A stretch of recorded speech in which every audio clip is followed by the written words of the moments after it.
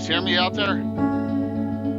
Yeah, hopefully they can after we had our I'm audio hoping they glitch can. here. Yeah. I'm just gonna go right to. Can you hear him? Can you hear me? Yeah. Hopefully they can hear you. Good. All right, good. Okay, good. Now we know it works. Hey, Jeff. Yep. Awesome.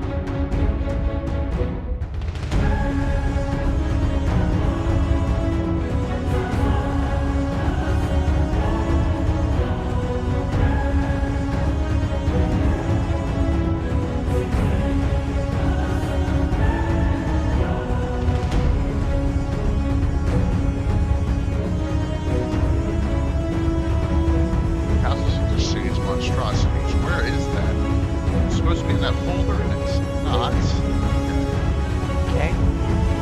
We should give that away tonight. I haven't talked to Chuck. Yeah? So, yeah. Yeah. Will be a good prize for tonight. Yeah. Thanks for everyone.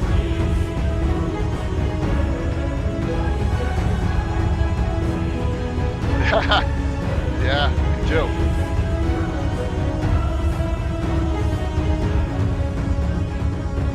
What's up?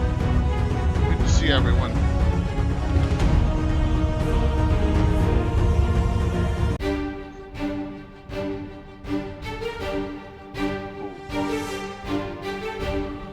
I forgot. Check something here.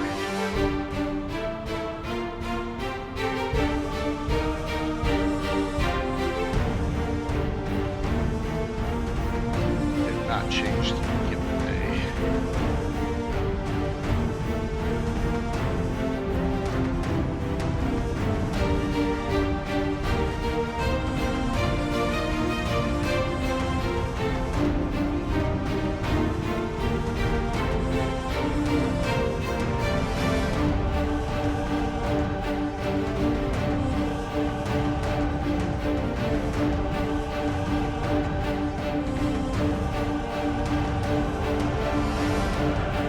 One second, everyone.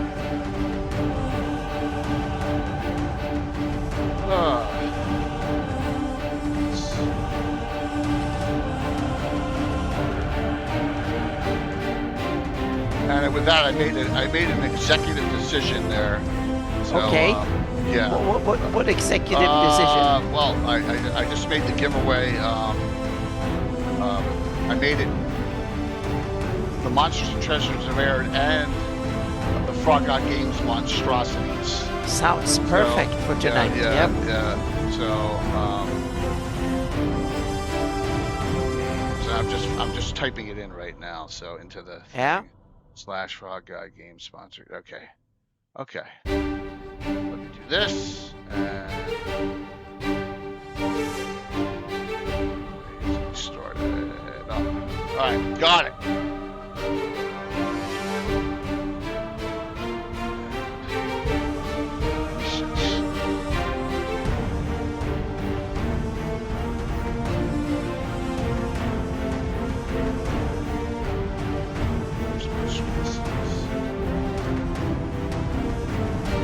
Huh.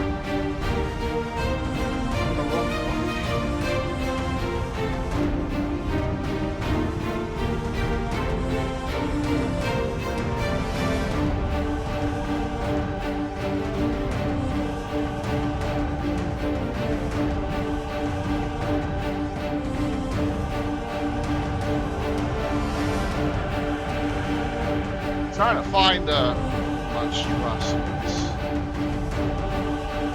Oh, there it is. I don't know what the heck's going on. It's not there. 1 second. All right, there we go. All right, I'm good now. Okay. A little messed up. How about everyone's doing well? Yay! Okay, we'll just song playthrough. It's still at 7:53, so. Okay. This is a fun week. Hopefully everyone has a short work week. Yeah. Come alive. All right. All righty. Well, thanks, Blade. That's nice. Hope everyone's doing well. So I just sat through that awful game, but that's okay. So Awful game? well, they What were the up heck? 21-0 and they lost. So Oh, they okay. were I 21 thought you nothing. meant role-playing game. You meant No, no, football no, game. Yeah. no. Hmm. Up 21-0. You should Yeah. lose. So there was no reason you should have watched it then. We should have had. Well, Yeah. it's okay. A late night Yeah. stream Hmm. sometimes gets in some different people, which is good. That's a good idea. So Yeah. Shift yeah, it around a bit. Yeah. absolutely. So hope everyone's doing well. Um, tonight we're going to talk about like some monster, your favorite monsters to throw in campaigns against people. How's that sound? Hmm. You know, Yeah. I got some, you got some. I put dragons in because everyone loves dragons, but there's Yes. other things beyond. There's other Oh things yeah. beyond dragons. There's some really cool things that we could talk about, and I'm excited about that. So we'll get going here. How about you, Anna? As far as look at that, Tim is coming Well, on it's oh early. great. Yeah. There we go. Mini is one of the cornerstones of the game. Yeah, absolutely, absolutely. Definitely is one of the cornerstones of the game. What's up, Tim? Hello. Hello, Brayden. Right on time for this one. That's good, man. That's good. So we got a lot of stuff going on this week coming up. Yeah. I'll probably just stay on for the first half. That's fine, man. That's good. Hmm. That's good. We're just gonna brainstorm, show you You where know, these. my camera's doing it again, Well, it's doing that. It's doing that pop, What pop, is it pop. doing? but Yeah, it doesn't do it like on regular Zooms. that is weird. It's only through the It's like linkage. you can sense that Jay is doing something with his Yeah, end. Jay, are you touching buttons again? I might, maybe I'm doing something evil of some sort. There's Let me evil see. afoot. It's my fault. Yeah, it always is my fault. So Hmm. okay, all right. So we will have, if you don't know, no game on Thursday, obviously for Thanksgiving. We will have Legends and Lore, and we'll finish up the final three Earth Journals, right? And then Yep. we have a doubleheader on Saturday with Tim in the morning, right? Is that good still? You good? Oh, Oh, shoot. Now look at that. Hmm. Yes, that is correct in the morning. morning, 9 a.m. Yeah. 9 Yep. a.m. And then a night game with Ed Greenwood. So, yep, will be fun. Okay, so and there's a picture of the group Ravalantar's Rescue. Lots of people from the wonderful Two Drink Minimum, and we also got Curtis and Brett jumping in, of course. So how can nothing not go wrong? Ravalantar's missing still, so we'll see the fun things that happen with that. Okay, so I kind of shocked everyone. Yes, the last thing you see before TPK. Well, kind of shocked the group yesterday. I don't know if any of you saw, but we had a lot of people watching. And Rob goes, "This is the first time ever you've done this." I was like, "Oh, okay. Well, it's not this red dragon beneath me, but that it was. I threw out, and they were in the Sith forest. They're looking for dwarves that were lost a long time ago. They never came back. They found this, probably which was buried, the Sewell location, and all the skulls are like all the bodies of the doors are piled up at the entrance, trying to like stop something from coming through. And they go in, and it's a not a super powerful one, but it was a Dracolich. It was fun. It was fun. The shock value was good. It wasn't a Dragotha style Dracolich, but it was one of your standard Dracoliches. And whoever I gave the hint to, I think it was Mike Disney. I said, oh yeah, this is a creation by Ed Greenwood. Before they even saw it, and he's like, no, a Dracolich. It's like, wow, Ed, wow, Mike, good job on that, catching that. Yeah, yeah, I was surprised, pleasantly, but I was surprised. So, giveaways tonight. Very And nice. it's running, right? Am I running them, or did I start that up? I'm sorry, too much going on. Let me just make sure. Yeah. All right. So you get your choice of. Let me flip to the other screen because I have them both up. All right. You get the monstrosities in PDF. It's an OSR version, or the Monsters and Treasures of Aird in PDF. Okay. are your two options for tonight. The winners. Get some nice stuff with a lot of monsters in it. Either one. It'll be a a fun help for any of you DMs. Jay, I'm gonna have to restart. I think I Restart it. That's cool. Yeah, That's cool. I'm sorry. It's all good. There's Mike. Yeah, Mike guessed the Dracolich at the end, which was awesome, and I was pretty happy with that. But and I know you love Dragotha, but we'll start right there because it's called Dragons and Other Nasties, and I guess Dracoliches can fall into that category of dragons. But you ever used any other Dracoliches besides No, Dragotha? that's the only Dracolich I've Okay. used, and in my campaign now, I made her a Draco Demi-Lich because she's disintegrating. So her physical form disintegrates. So I made it into a Draco Demi-Lich, which is some ways she gets even nastier than she more was power. before. Yeah, exactly, more power, but in way. the mental realm, and Right. she can reach out magically and stuff like that. So she has the power to possess other dragons and stuff. So she uses them as her avatars, kind of. Okay. Well, that's cool. Yeah. So she is easier to fight if you would get there, but she has more reach, so to speak. Her power projection increases in that sense. Interesting. Yeah. Yeah, Because right. she has more, she can rule over more. She has influence. She can influence more. So in some ways, practically, she's become a dragon lair in that sense. Okay. Okay. Yeah, because her bones are the most potent ones around. So every dragon, every other red dragon and others will fight for her bones, so to speak. Wow. And rule over them, and that's her draw. So that's the okay. Interesting.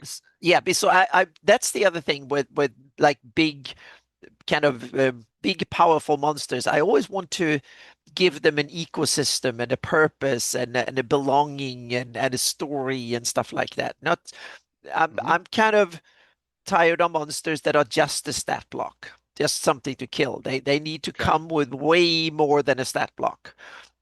Some monsters don't need to be much more than a stat block, but the really powerful big nasties that are kind of the villains of many sessions of a whole campaign, or at least of a major battle, so to speak, they should come with way more than a stat block, in my opinion. But it's also up to both playstyle and game system, what the game system provides and builds for, and what you require in your game. If you run a very tactical war game style play, then you don't need that much. Then you need, on the other hand, you might want a third edition 3.5 stat block with enormous amount of tactical kind of maneuvering and stuff like that too. So that's the other side of monsters, meaning one side is all the flavor and the background and stuff. The other side is all the fancy, cool mechanics that comes with it. That's the other side of it too, that I think are equally important. So if you know where, I don't know if you're going to, but there is, talking about Dragotha, during third edition and during Living Greyhawk, there was an adventure. Yeah. There was an adventure made by Bruce Cordell. Dragas's see, look, lair. Tim's not even here, and the button he's here in spirit now. Yeah. So here we go. Based on White Plume Mountain by Lawrence Schick, Return to White Plume Mountain by Bruce Cordell, and the Dungeons & Dragons game created by Gary Gygax and Dave Larson. There's Dragotha's lair. So there is actually, it's not large, but it's so it does exist for you out there. So it says here visit our website at Wizard, so that's not going to be there, but yeah. AD&D Core Rules 2.0 CD-ROM. I don't know what that is. This is not in? Oh wow, this is not in third edition. This says AD&D. No, it says RPGA Adventurers Guild tournament for the AD&D game. I didn't realize that. Awesome! Yeah, I forgot about that. Yeah, I've read it like 20 years ago. So yeah. Yeah, I don't know. Oh, that's crazy. But there's Dragotha's lair. So it does exist. You know, you know, you got to really pump this thing up. 126 hit points is nowhere near enough for it. Mm-hmm. So, but you know, but it was written, and there's something by there's some Corruptus. There's a Corruptus Crown of Mortality, which is the big thing in there. If I were, yep. So, just note you can locate that. There comes Tim back. Yeah, you have the CD. You have that CD-ROM. Yeah, that's cool. So, all right, there. You all right there, Tim? We'll see. Yeah, that's all right, man. No biggie. So we're just talking about Dragaltha, and I just, you know, I put them up against a Dracolich yesterday. You know, Rob goes, "Oh my God, it's the first dragon I've ever seen in your campaign in all the years I've played." And I try not to overdo it with dragons, but it was not a super powerful one. It was pretty powerful, you know. So they don't really need to be, do they? no, yeah. Fireball solve that about any problem? No. No, certain things got immune. It's got resistance. You know, tried and that this one had spell casting ability. And if you so a trivia question there. Where's the first instance of you've ever seen a Dracolich, Tim? Me? Yeah, where have you ever seen a Dracolich before? Have you ever seen an you know, first time? Do you remember? You mean in my neighborhood? Well, I'm talking about it in the game. This is a tough one. I remember something, but we'll see if you remember the same thing. Well, how about Tim? the audience? First time they ever Isn't saw there- one. Don't isn't say there White one- Moon Mountain. What's that? Isn't there one in the vampire one, Ravenloft? Isn't there one in there? Nope. But there is another one. Wizardry. Yeah, but there is another one Computer from the TSR era that I think I don't remember the name. I just know the concept, so to speak. So this is where the first I've ever saw. Are you talking about was in a computer game? No, Well, that's what Lord it's Force said. No. uh-huh. Yeah. Okay. Oh, you remember from that one? Okay, I forgot about that. Greyhawk box set. Uh-huh. Because I'm there not a was one in the Forgotten Realms adventure that was a very famous, that was used on probably Dragon cover, and it was a cover in the Forgotten Realms adventure. Yeah, absolutely. And Spellfire. Yeah, exactly. That was the one I remember seeing. Right. The Well, first that I really got. As far as Greyhawk goes, Oh, okay. I Yeah. must have put it back downstairs. Shit. I think Yeah. I think the first time I saw one was either in a Dragon magazine or Dungeon magazine. Well, hold on. I kind of remember the picture, but you know, it was a black and white drawing one. It wasn't like a. The first time is right. And I'm not a fan actually of them. No. No. It's going to be. I mean, they live long enough already. I mean, how greedy can they be? Right. Well, dragon greed can be They are greedy. infinite. Yep. Here you go. Venture card. The adventure card in for Free City Greyhawk box set, Shadows of Terror. And there's not one, there's two in here.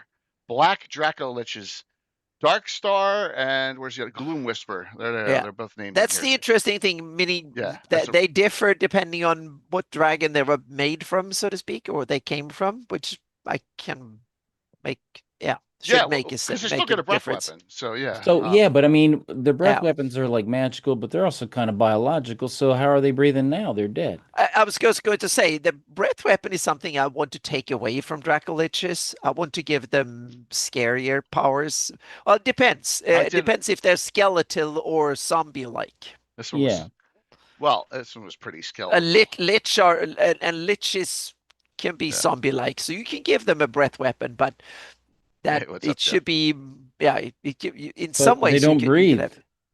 So that's true. It's magic. It's D&D. It's magic. Right. I would just make it a breath weapon. It's negative energy or something like that. That's a shadow dragon. Yeah. What I've done is that instead of giving them a breath weapon, they have an aura, so to speak. They have a fear aura that is so its functions basically like a breath weapon, but it's 360.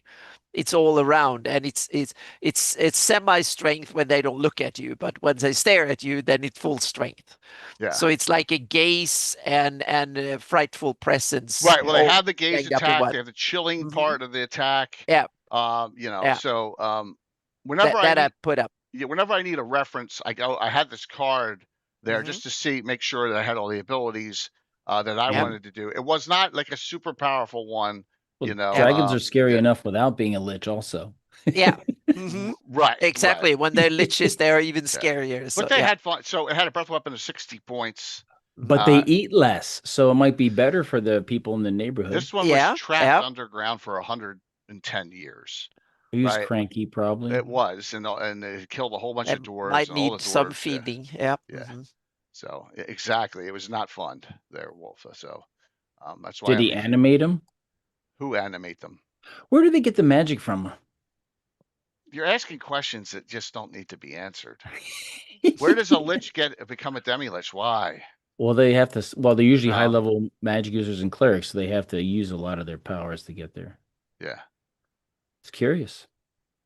Now, this thing didn't eat at all. It didn't eat at all. It was down there, and it was underground. And if it wasn't for Rob's character, Durgrim has a pass wall on his weapon prospector, got them in, got them down. They went down the steps. They went down in there. All the dead the doors attacked them too. All the spirits, all the door. Some of them, were they've been down there for 110 years because the cave in. They were stuck. It was a fun adventure. His bones and skin was just filled with resentment and hatred. That's it, and that's keeping him alive. They did survive. Keeping him undead. It was only 5 characters. It was a fun adventure. So, but like just to get us kicked off, I'm just throwing out the shadow that Dracolich I used yesterday. Scary. It was not a super. Like I said, it wasn't a draw for level 1. So, yep. So yeah. So there you go. All right.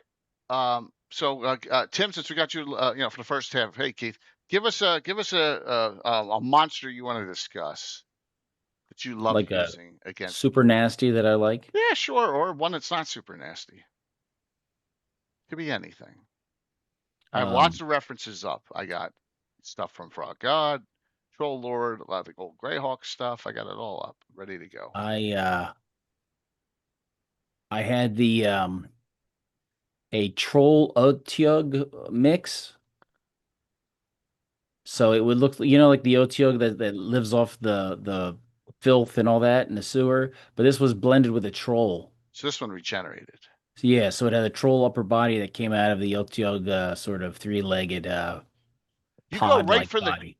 You go right from the completely disgusting right off the bat, don't you? Yeah, it was like monsters, nasty. And actually, that was a game when something happened. We had to cancel or change, and so it was Alan and Patrick, I think.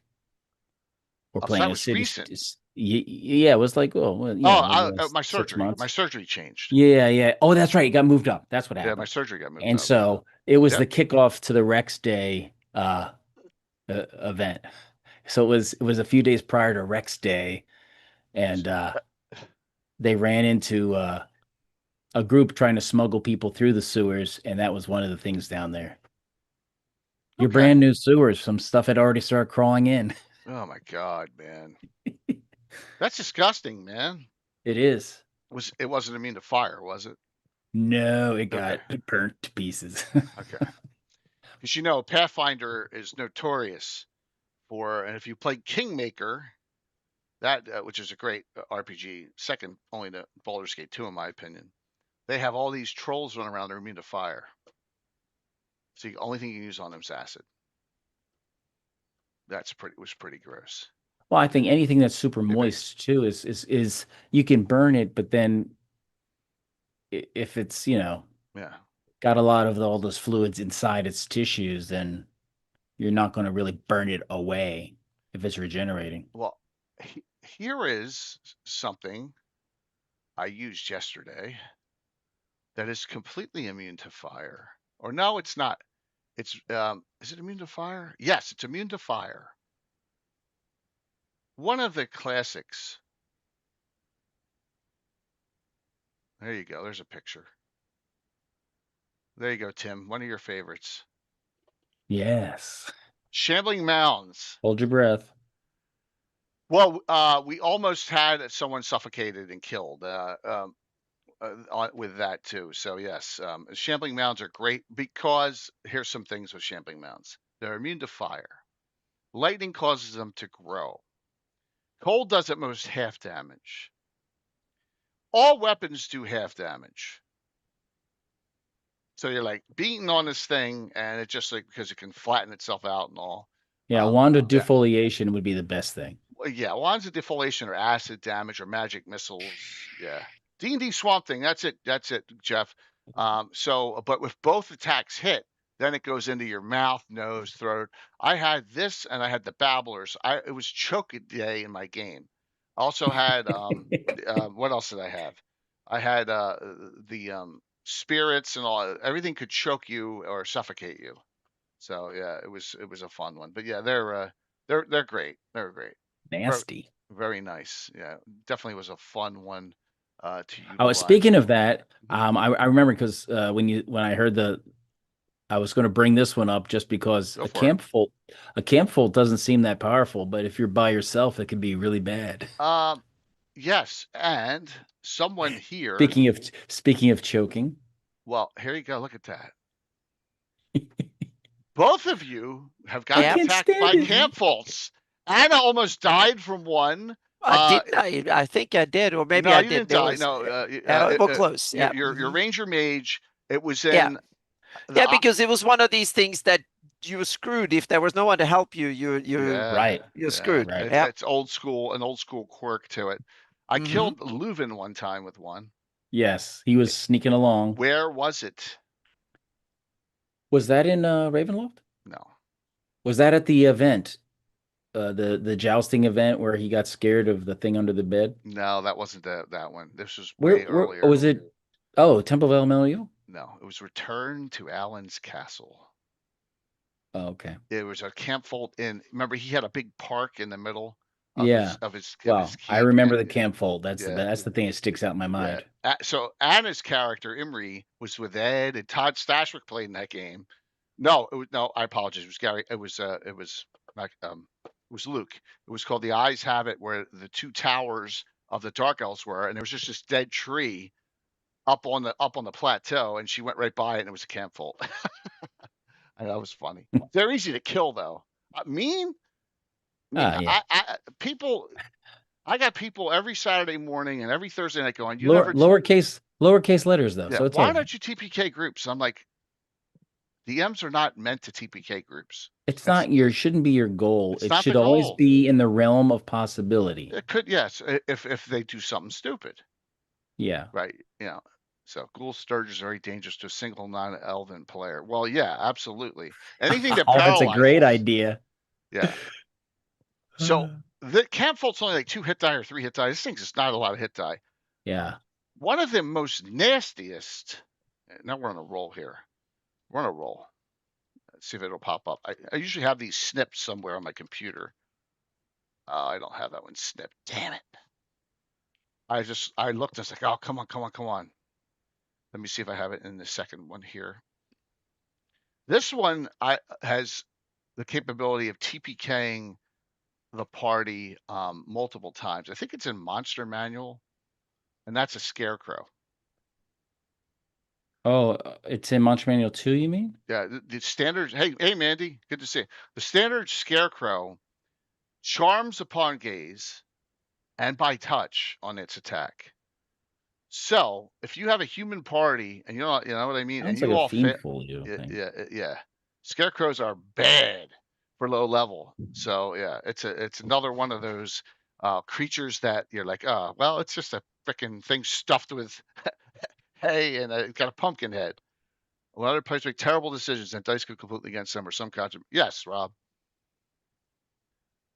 So give me your honest opinion, Rob. Was that the most dreaded you've been in a while yesterday? With the yeah, there it is, a Scarecrow. Yep. Was that the most dread you've had in a while playing in one of my games with a Dracolich? Especially when it breathed, and if you failed, everyone made their save on the breath weapon, so they took 30.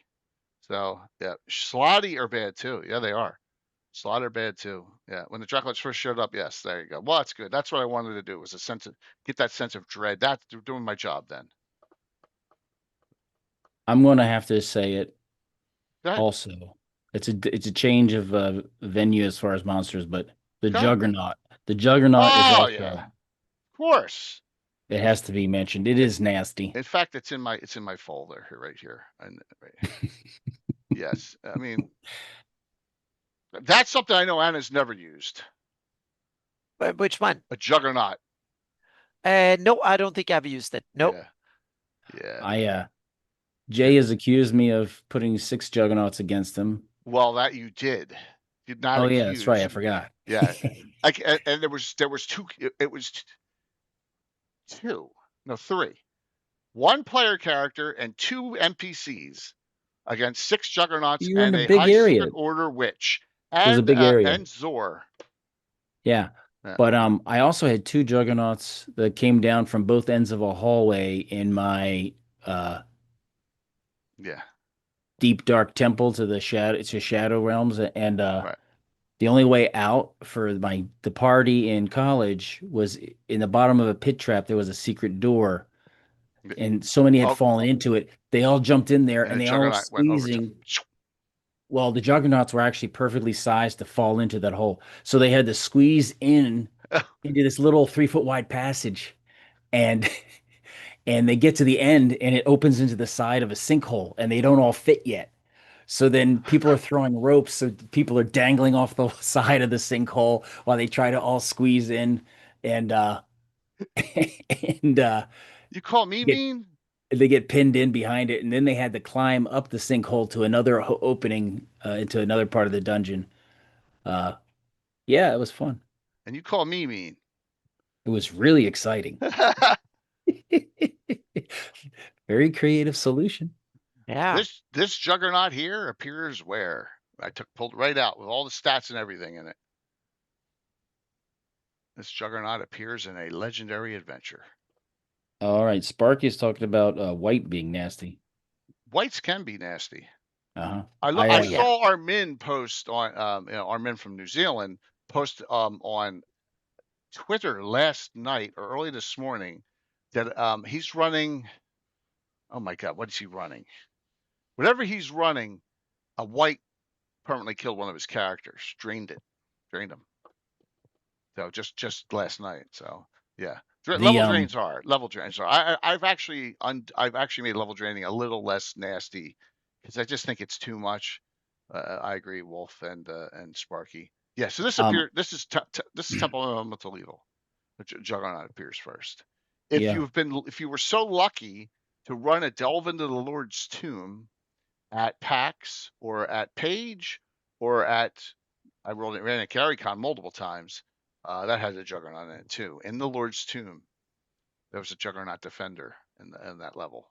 There's nothing better than fighting priests, evil clerics that cast hold person on you while there's a Juggernaut running around. Yes.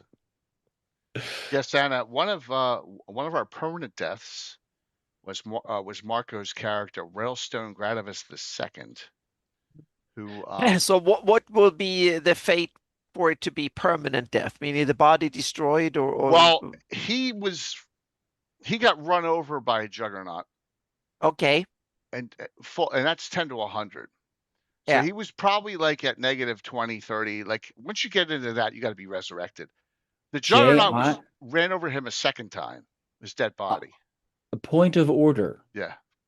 I believe the first Juggernaut, unofficially but officially, was in Tomb of Horrors. It probably was. Yeah. There's a Juggernaut, and it says it'll smush you. Like if you're paralyzed, it'll smush you and you die. Right. So it doesn't really roll damage. But I'm just saying which one was this picture from, and that was Temple. Yeah. I'm just nerding out. Level drain's the worst. It is. Yeah, to one touch. I allow death magic saves against it now. Not stronger ones, not specters, but whites and wraiths. Yeah. That is fear. That is scary. Yeah, losing level XP and or like levels and equipment are the most nasty things against that players dislike the most. So I killed off most of the reverse dungeon guys with some whites. Killed off permanently? No, because they still are they have the greater reincarnation, so they came Oh, back okay. as another. Well, that sometimes they But want to die. they didn't want to die. Carmen, I Rob, don't remember where it is, but I just remember that that's where I first, because I never really ran Tomb of Horrors for a group at that level. So right? yeah, but juggernauts are interesting. It's also another thing. If there is a juggernaut in Tomb of Horrors, and Gary Gygax created it. If not, I have a feeling that Frank Menser created it. It doesn't have like hit points and stuff because it only rolls over them when they've, I think, fallen down and they're unconscious. Like if they haven't gotten out and they've fallen down and they're Oh, left, okay. it, So it it's kind of not. rolls out Yeah, and yeah. crushes them.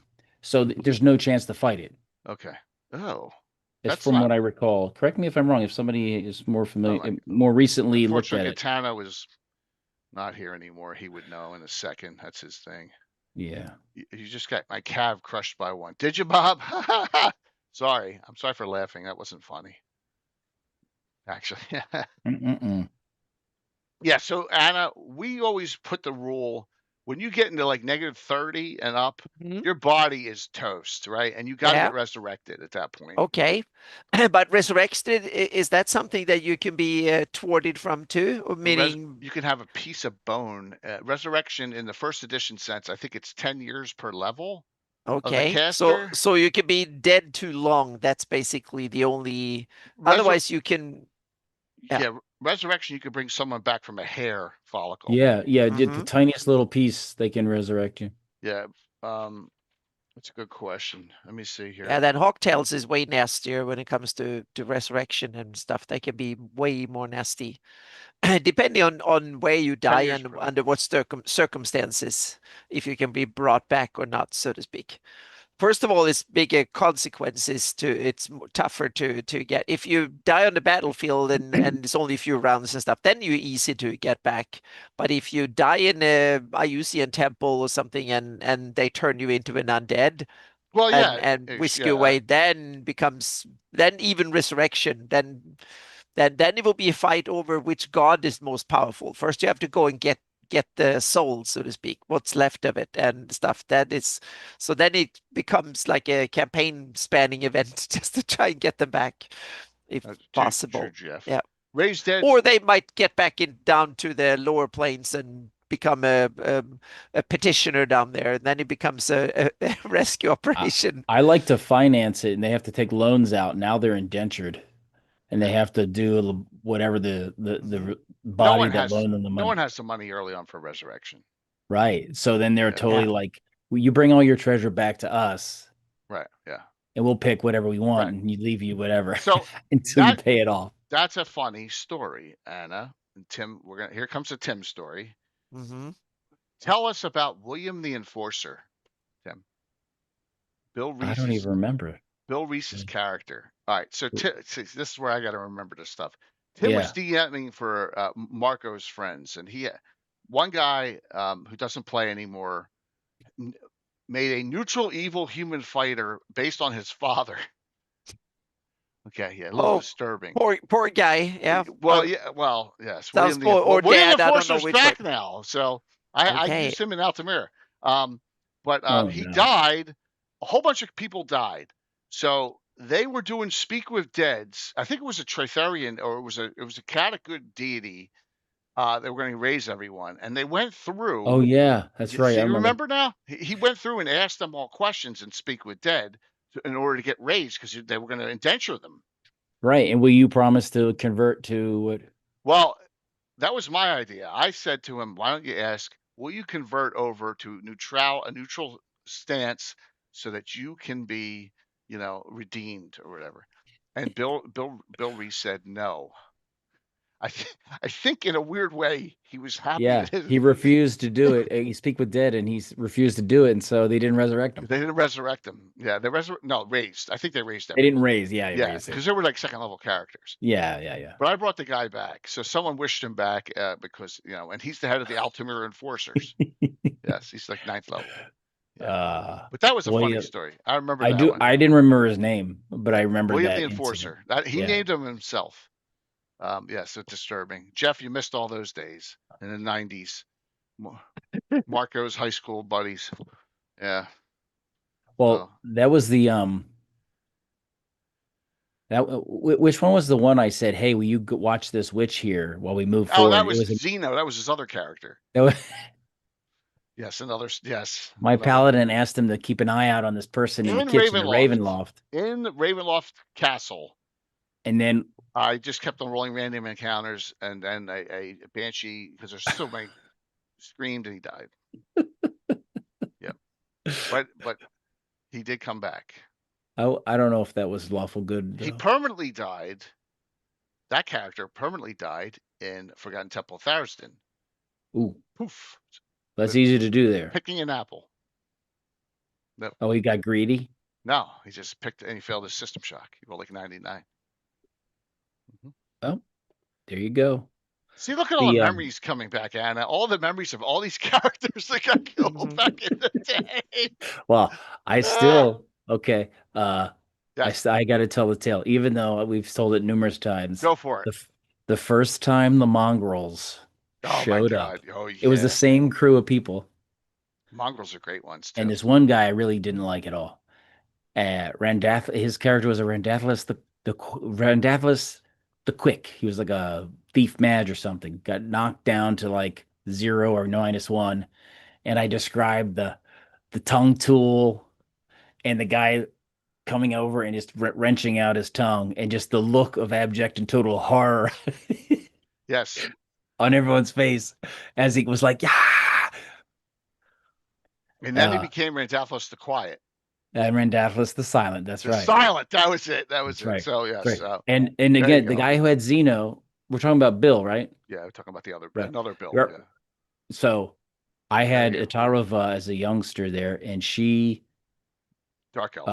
Borrowed money from that lawful good monk as the first installment to an assassin to assassinate the same monk, and then bullied Marco's character, Buzz, the little neutral evil halfling, bullied him into giving her the money for the second payment to the assassin. Because she's chaotic evil. I was like, that's got to be perfect. I'm too good at this. We can't play this anymore. So there we go. So on these monsters, crossbreed an orc with anything, and this is what you get. You get tongue ripping out stuff from Tim. And you get videos like this. There we go. See, now you can show Now I can play it. Yes. Enough of this shit. Give him the tongue. Thanks for the lick. There you go. There. It's always Mongrels ready to go. Rule. Putrid tongue kicks ass. Yes. So the mongrels are around. 5 years, Jeff. Isn't it crazy? Well, that's some good ones, Tim. Definitely. Some good stories, but yeah, I had to bring William the Enforcer back. It's because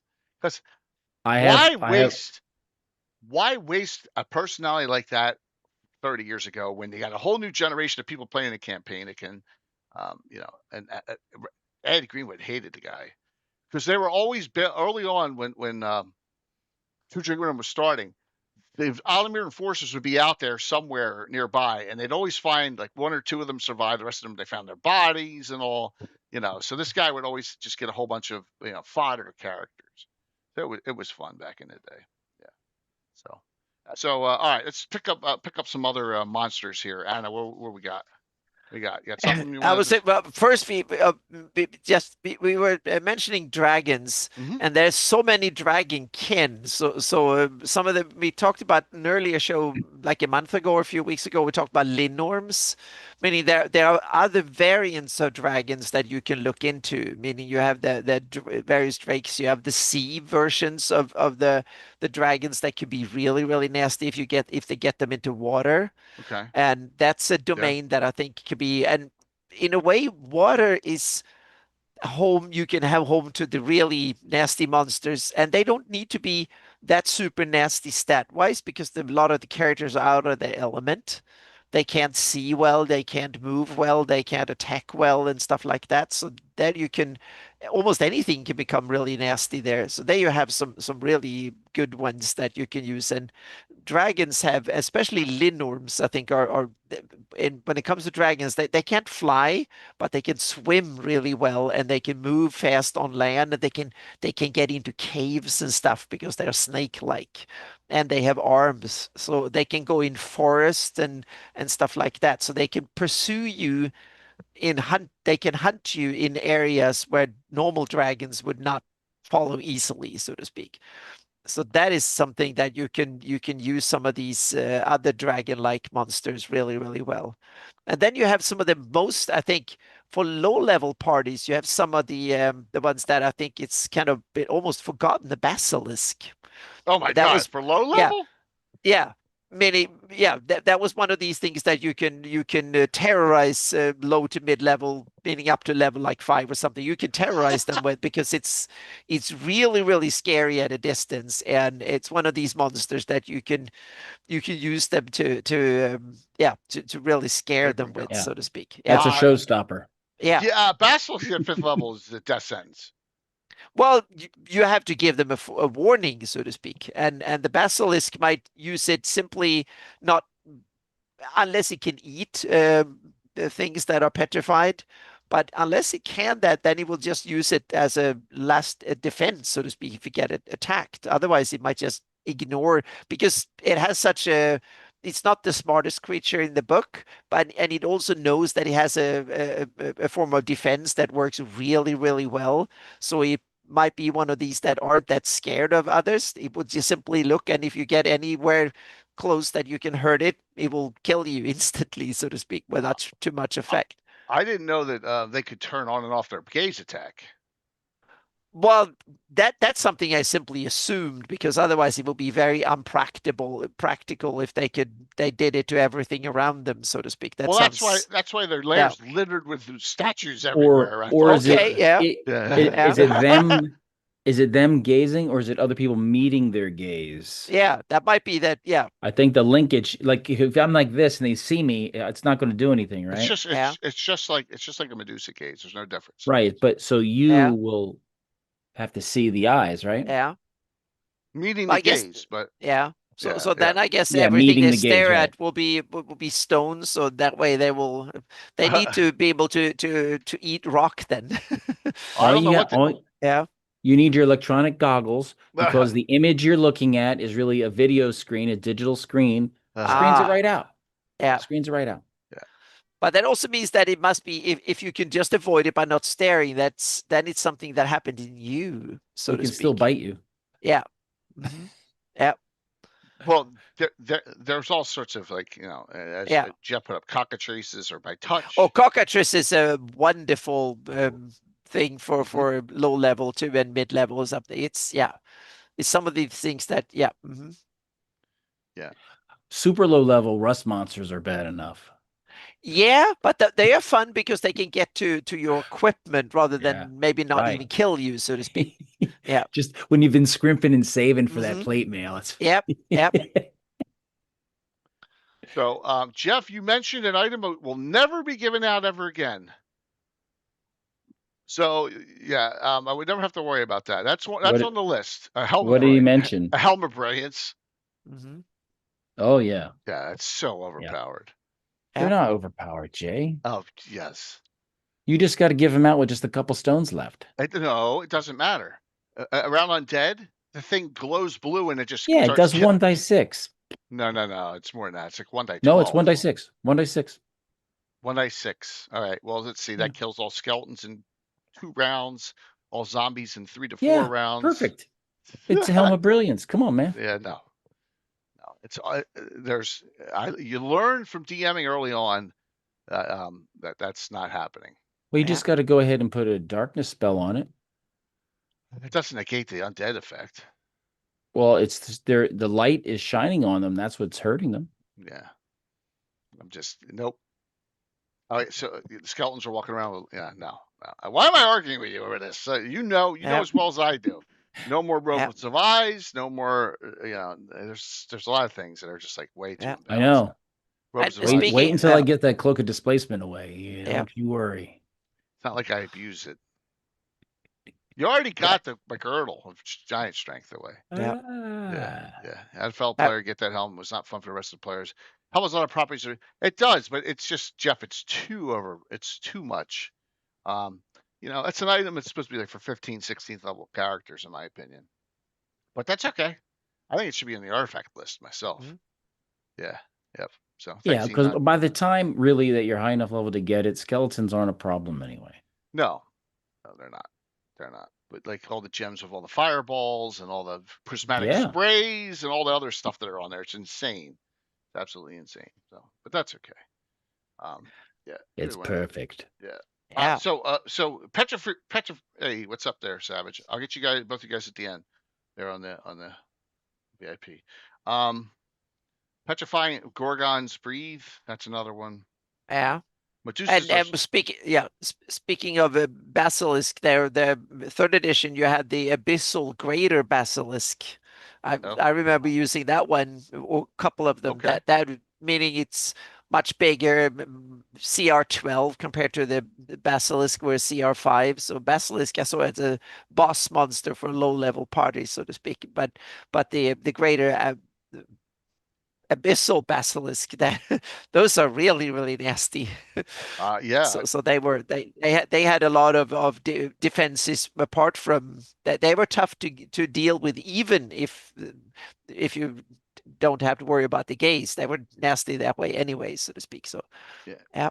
Turning people to stone is nasty. Yeah, I think that.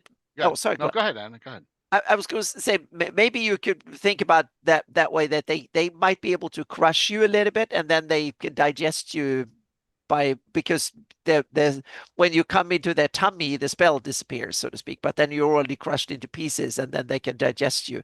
That way, it will make perfect sense for it to have a gaze attack, because that will be the way it hunts. What is it? I can't remember. I wonder if are they animal intelligence? Yeah, they're not that Probably smart. semi at most, I think. Yeah, they are. Let's see here. Intelligence. It doesn't say here. What the heck? It will in the monster manual. My guess is it's semi. Yeah. This is third edition, so it doesn't. In the original, abilities, intelligence 2, so semi. Yeah, so it's like animal. It's like an inanimal. It's not smarter than that. So yeah. Yeah, it has animal. I would make the basilisks stare like a skunk's response.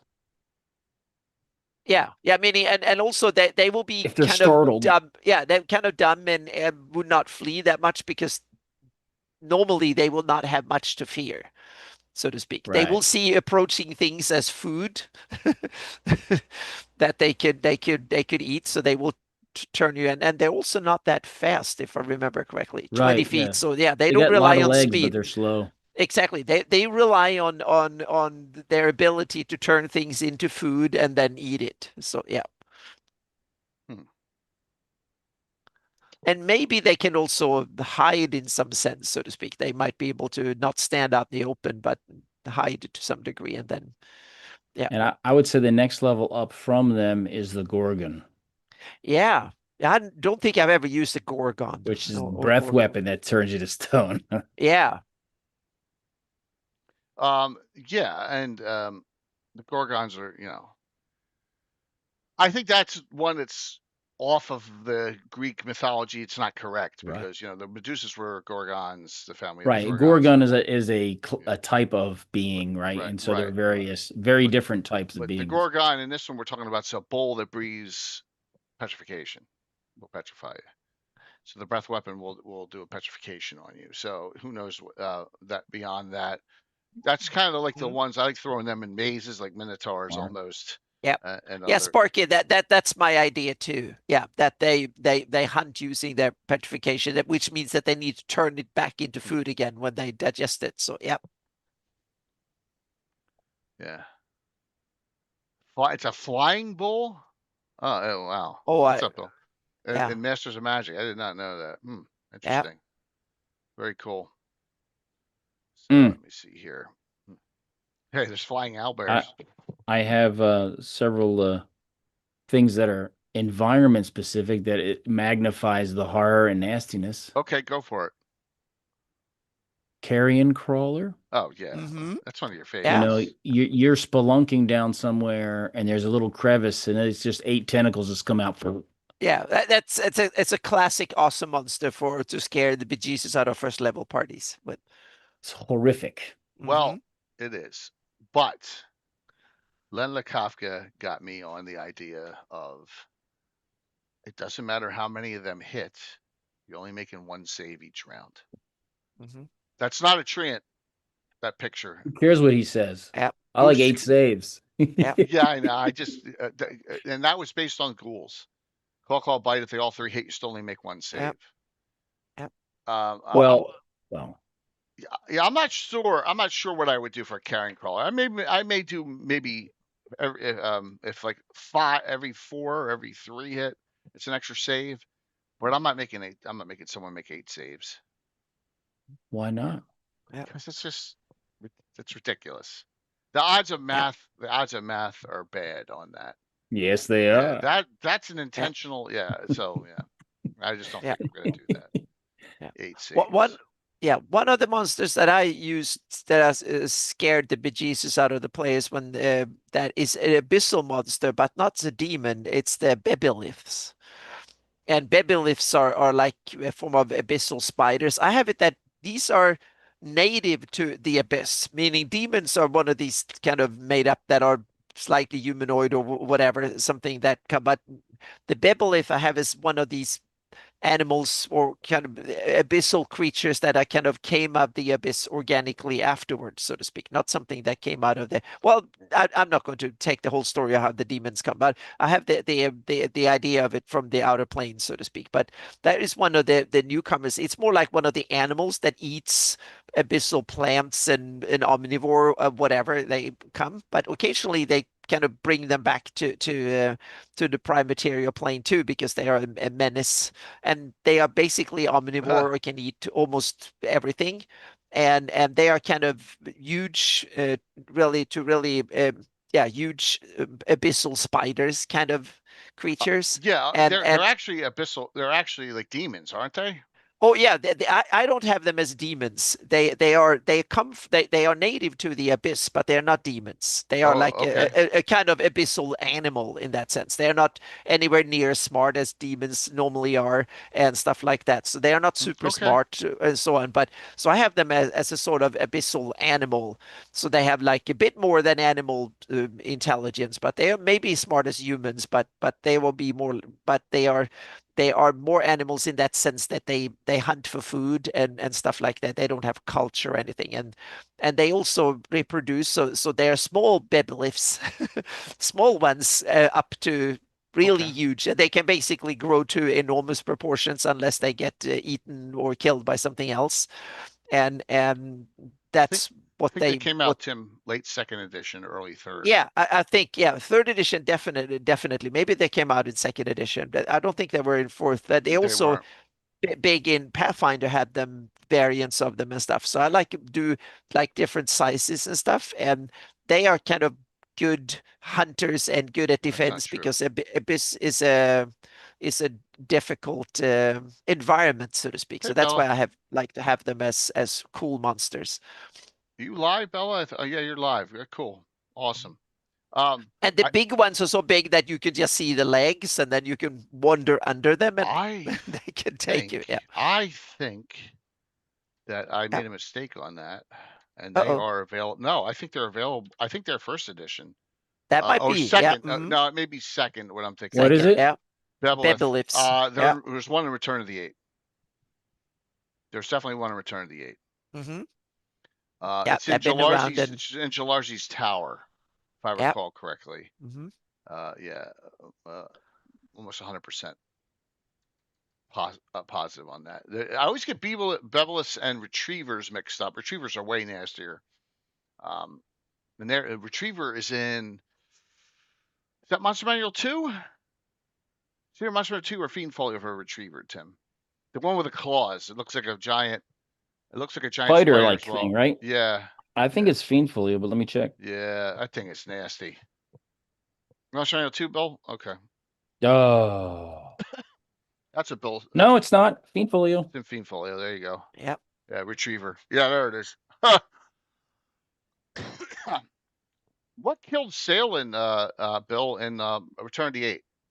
So you got one of your guys you got only one death in that. I remember something. Was it a Retriever? I think it was a Retriever that killed him. Hey, Star. Star, hope your game went well in the afternoon that you were in. Let's see here, shouting out. Yeah. All right. Let's see. Let's see what else. Retriever is kind of Bebelith-like, but it's a construct. Yeah, but it's made by Demogorgon. Okay. Yeah. Yeah, in Jalarzi's Tower, I think he got killed by a Retriever. Uh-huh. Yeah, but one of Bill's characters did in that. Yep. Rezkill said the worst creature is a player that's also a DM. What's that? What? He said the worst creature is a player who is also a DM. Well, Oh, they're made to look like Bebeliths. This is really cool. I didn't realize that about Retrievers. yeah. Yeah. Oh, shoot, man. Yeah, no, it's a Yeah. nasty creature. Yep. Yeah, it's a construct made to go and get stuff, and they're made to look like Bebeliths to blend in. Yeah. Yep. Cool. Yeah, man. Definitely. Awesome. That's awesome. Now I'm become there I gave you something. more fan. Yes. Yep. So. Yep. Cool. Absolutely. See, I come up with a good idea here and there. Oh yeah, that was a good one. Definitely good. Is Mhm. that the right shout out? Yeah, it is. Okay. Let's go a little lower level here. So, and let's go to let's go because Tim will appreciate this. We're gonna go to Michael Z's book that his son's got some stuff in. Monstrosities, right? By the way, we're giving away a PDF of Monstrosities. Oh, my sponsors don't know it yet. A PDF of Monstrosities and a PDF of the Monsters and Treasures of Aired book to the winner. Okay. Yep. Retrievers are Demogorgons, constructs to muckle off. Yes. So this was cool. I always like stuff that's like scales up, and there's all different sorts of golems. Right, there are a whole bunch. This is a great book, by the way. If you really want some, and there's a lot of existing monsters, Headless Hound. There's in here that just have a different spin on them a little bit. Where's G-O? Come on. So much in here. L-M-N-O. Here we go. Golems. What'd you call it? It's a golem. So there's wood golems, and in here we have clay. Flesh. All right. So you got standard. Here's one glass golem. I haven't used that yet, but I will in the future. I like that. 10 hit die, the glass golem. It's got weaponry. So it's got, decent hit die. You can always change the hit points, armor class. Yeah. So immune to heat. Yeah, absolutely. Blunt weapons affect double. You get hit by normal weapons. So yeah. Anyone looking upon a glass golem, even through a mirror, must make a saving throw or attack at -2 to hit. I guess because there's all the reflections for it. But so I haven't used this yet, but there's iron, stone. I use this. Wax. The wax golem. I use this, and I use this with also with the Morosian statues that are in here as constructs that I was thinking, like, human flesh. You can you can actually make right you can make wax out of almost anything, right? So witches and warlocks have the capability of making, in my game, these wax golems. Right there, Star, you were in on that fight. So wax golems are amongst the simplest type to create. They only got a 5 hit die. You'd make a bunch of them and then open up a wax museum. What's kind of the thought behind it? So yeah. So these are two good ones. You got glass golems and wax golems in here. Something to look at as you're DMing. And that's why, and this is all in old school rules. So, OSR, which is so simple to say D&D, they're all the same, right? So yeah, really nice stuff. BB, I'm not sure if it does explode, but yeah. Oh, there's the Gorgon. Next one over. So, yep. See, looks a little different. It doesn't look like a bull. It's bull-like with scales like dragons. That's not the way. Yeah. Yeah. Well, the other one has metallic scales. Oh, it does, but it doesn't. In the Yeah, yeah. yeah, true. You're right. Yeah, yeah, yeah. Isn't it getting a ton of use out of monstrosity? So have I. Melting human fat to make tail. I know. It's just me talking out loud there. Why not? Why not? So, yep. Now let's just go here real quick while Tim's here. I think I'm in page 60 in the 60s. I think it's in the 60s. Let's hope. There's nothing better, Tim, than let me see. We're here. D monsters, dragons. Okay, maybe it's earlier. Yeah, it is. Lots of great colored art in here. Dragons, and like I said, Castles and Crusades is an easy convert. Where the hell is it? There's nothing better in the world than having something made to give homage to someone, and then you use it against them. There we go. And that is a Greenwood dragon. So thank you, Cholar Games, for making this up. Yes, and so I had them go up 2 Gary Cons ago against a Greenwood dragon. Now, Yeah, I remember that. yeah, you were there, yes. And Ed Yep. was so frustrated, which is good. I get him frustrated all the time. He didn't kill it. He No. teleported it. Oh, He yes. had a Yeah. gem thing left, and he teleported it away to. Yep. So yeah, so that's this So Greenwood dragon. it's still there. It's It's still to be killed somewhere. Yes, Yep. exactly. We'll seek revenge at some point down the road. But yes, it's a Greenwood dragon. Yeah. So Hello, Curtis. yeah, what's up, Curtis? He So, should have teleported it to somewhere he'd only heard of, and since he may have failed and teleported it into rock.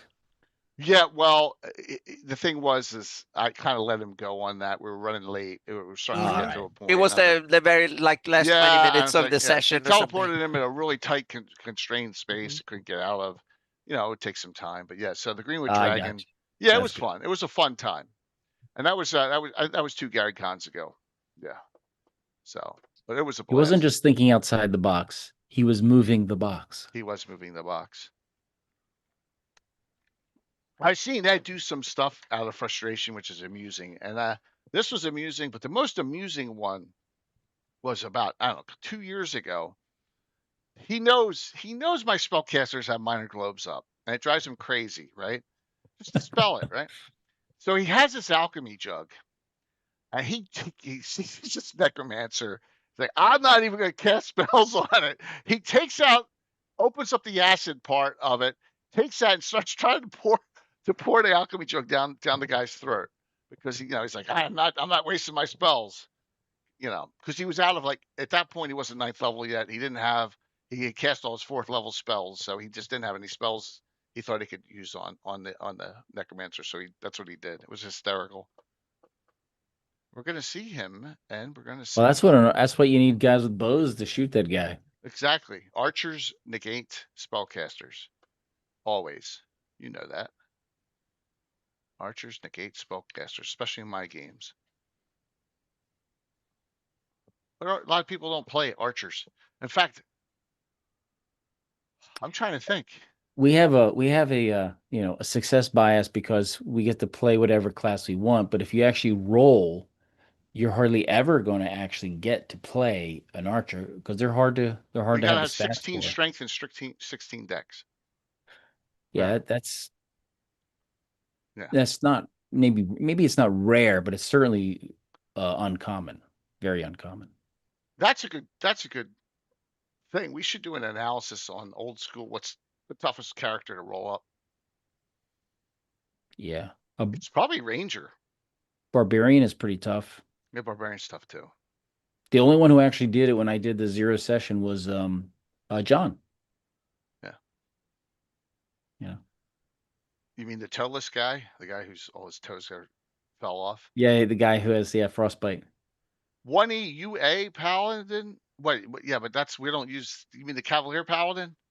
Well, Cavalier Paladin's ridiculous, right? So, yeah. That's why Cavaliers, you need 15 in strength, dex, and con, and then you need a 17 charisma. Well, yeah, that's insane. Yeah. We had problems with the Executioner's Hood. Wow, that's a good one. That's a good monster. All right, so Tim,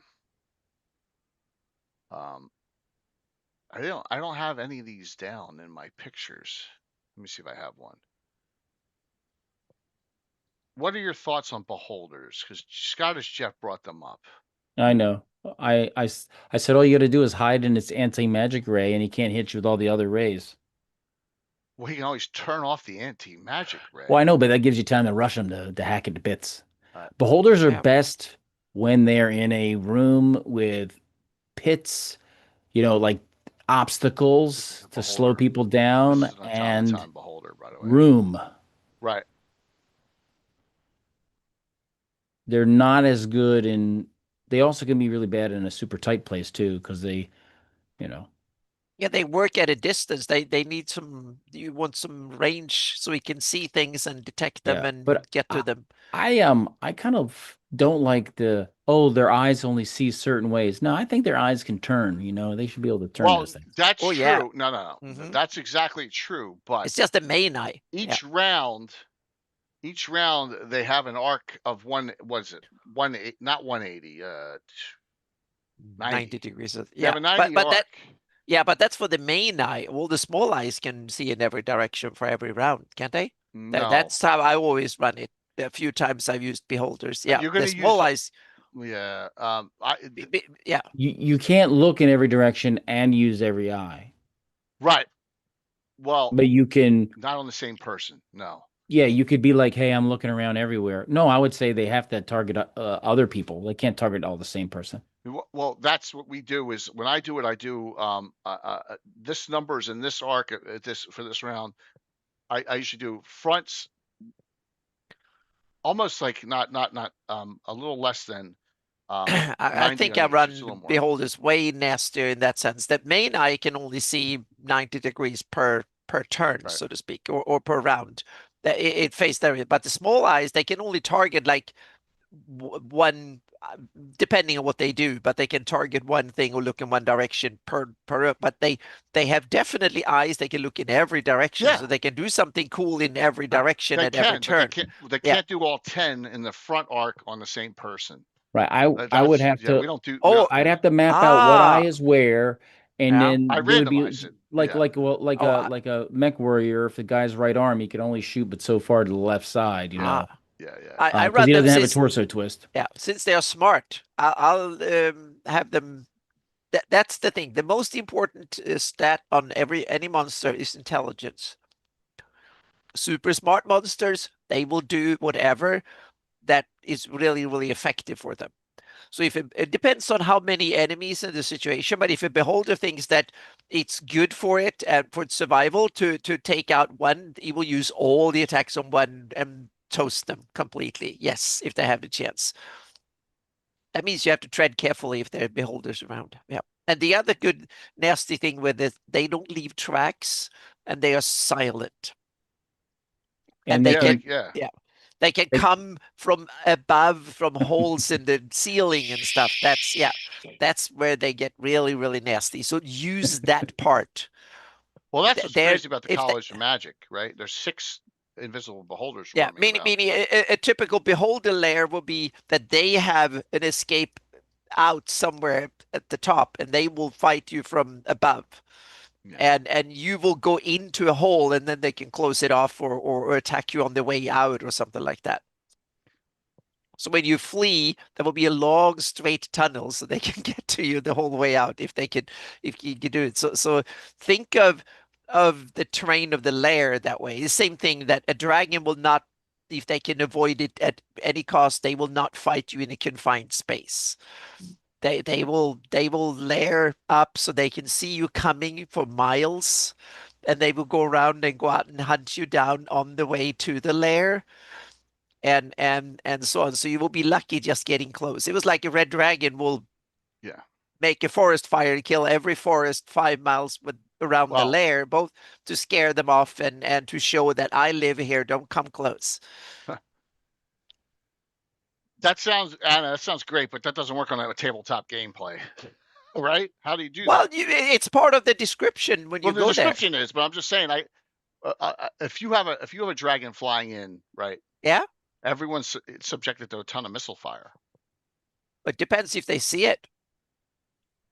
Well, we don't penalize shooting things in the air as Oh, much I as do. we should. I do. I know, Yeah. Oh, but in a regular yeah. game, because if shooting It's everything in the air was easy, everybody would be shooting everything out of the sky, and it's not yeah. easy to shoot stuff that's in the air. No, it's hard, and also Okay. it's. I mean, you only get one chance because I also have realistic movement rates for flying things. They go way faster than things on the ground. We're not talking, meaning the fast dragon have a movement rate like 200. They will come at you fast. So you have to be ready, you have to see it coming, you have to ready fire, and then you get one chance, and then it's up on you, and then it's history and it's gone the other end, so to speak. They Okay. would fly by and do it. So yeah, so I want them dragons, they are really, really nasty flying, but they also have drawbacks. If you're in a forest, then it will be way harder for a dragon to attack you from the air because then they need to hover in and do all. Then they become Right. vulnerable. Speed is their forte, so to speak. That's what they survive on. They hunt things on the wing fast, and not all dragons. Meaning some of the big red ones, they're clumsy flyers and stuff. They might land on you and tear you apart or try to burn you. But then they are more nimble dragons like silver dragons and the celestial dragons that I invented for my Shieldlands campaign. They have a flying speed of 200 level flight, and they can dive way faster than that. They Green will come. dragons are used Yeah, to the woods too. exactly. That's why I have them smaller, and they have like shorter wings and stubbier Okay. but even they are good climbers, and they will probably use dense forest to hide in and stuff and take you from above. But most that like big dragons, red dragons and stuff, they will avoid. They will fight you out in the open where they can see you come in, so to speak, to their advantage, because mobility is one of their biggest strength, and fighting at a distance. And they can take a round or two of missile fire, snatch one. They will burn you half to crisp, snatch one, and then fly off, and then come back in an hour or two later and do the same thing. So yeah, my dragons could be my campaign can be really nasty to fight. You have to be smart, approach right, and make diversions and You're use not the bringing any inputs and dragons stuff. to the page, are you? Maybe, Well, yeah. hmm There are that seven sounds great. seven named ones in my Shieldlands campaign. Yeah. hmm That sounds great, but none of that Yeah. is, and I'm not trying to bust it, but none of that is No, no, legit on first, second edition rules. no, no, exactly. That's why I have to Yeah. invent my own rules. Right. Yep. Because dragons can't catch missiles in first, second edition. Oh, they catch missiles by their body, so to speak. If you All right. manage to hit them. Yeah. Okay. Yeah. All right. Oh yeah, Yeah, definitely. I But they let them. snatch them. I modify the rules too for they can do a strafing run. So like hmm normally a green dragon leaves a big cloud, a big Yeah. big giant cloud, and if hmm they're doing it in a strafing run, they're going to leave a very narrow stripe of it Yep. over length as they keep flying. Yep. And since it's really hard to hit something. If it comes flying straight towards you, then it's good because then if you're ready and fire against it, then it will work, so to speak, because then it's not that hard. But if you try to hit something that goes away from you or next to you, then or Yeah. like I just think alongside you. I Yeah. just think the way the rules are set in old school, out in the Oh yeah. open, a dragon is much more dead than in its own lair. Because magic users are throwing fireballs, lightning bolts, Oh all yeah. this stuff that's Yeah. flying in, hmm and it's not avoiding that stuff. There's no Yeah. rules that state, oh, my Mhm. lightning bolt's going to miss it. Right. So Well, that's the Oh dragon yeah, has to stay out of range. magic is the part that the right, dragon will be most scared of, stuff like that. But the right, and range of magic is very, very low compared to the distances. So in that sense, a dragon will kind of want you to start using spells and take one or two hits and see what you're made out of, and then avoid if need be, and then wait until it gets dark and then fight you the nasty way, so to speak. So yeah, okay. drop things on you, do all sorts of nasty stuff, call in reinforcements, scare the bejesus out of you, attack you from come up from nowhere, low flying dragons. They come up really fast, come from nowhere. That's because they can see you from a distance come up. So yeah, so I Okay. try to take a lot of inspiration from aerial warfare in the real world, so to speak, in that sense that you come in low fast and hit hard, and then you're gone again. So you only get one round Right. when they're in range with them before they're gone again. And if you're not ready and not you don't Right. see it, It's you like don't get it's much like an chance. exchange. Yeah, exactly. It's a quick. So you will get a couple of hits in, and the dragon will kill one or two of you, and that will be the average encounter with a powerful dragon is that he will kill one or two in the party, and you will get a couple of hits on it. And if the dragon felt that damn these were powerful ones, he will stay away for a bit and heal up, and then come back again and have a game plan. And if you're not that powerful, he killed half the party, he will come in again and kill the rest of you and because that's the way they stay alive. Yeah. Yeah. Yeah. So snatching and dropping things, and also the breath weapons, and also an understated one, the Hundreds. frightful presence and stuff. If you're not up, you get terrified if the dragon is powerful enough and you're not. So that half the party might miss their save and not be able What to level do anything. characters are we talking? I mean, I'm talking if say a worm will be that then it will be anything below 10 will okay. be in trouble of missing a save and get scared and lose their nerve when they face a big worm.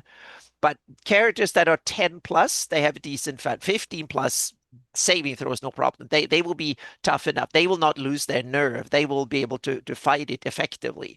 And if the dragon notices that, then he will try an alternative method, and the worst will be to move or wait until they're in and then crush the cave on top of them or whatever. They try all sorts of nasty traps in the lair and stuff like that. So that then he will resort to other nasties that they then need to figure out how the layer is constructed so they don't walk into a trap and then the thing cave in on top of them I or prefer something. So yeah. the in the lair with minions that are Yeah. there. But So some dragons have lots of minions and rely on them. Some dragons probably don't trust anyone, so they right. will rely on themselves and their own abilities. And that's also something I like. Dragons should be very different. Meaning a great red worm fight completely different from the meaning the chromatic, the good dragons, they will have a kingdom of loyals, so to speak. That meaning one of their things is all their friends and alliances and stuff like that. But a big red dragon don't trust anyone. That the only thing they will have are creatures that are scared enough to help it involuntarily, so to speak. In some ways, they for some reason they feel like they need to defend it.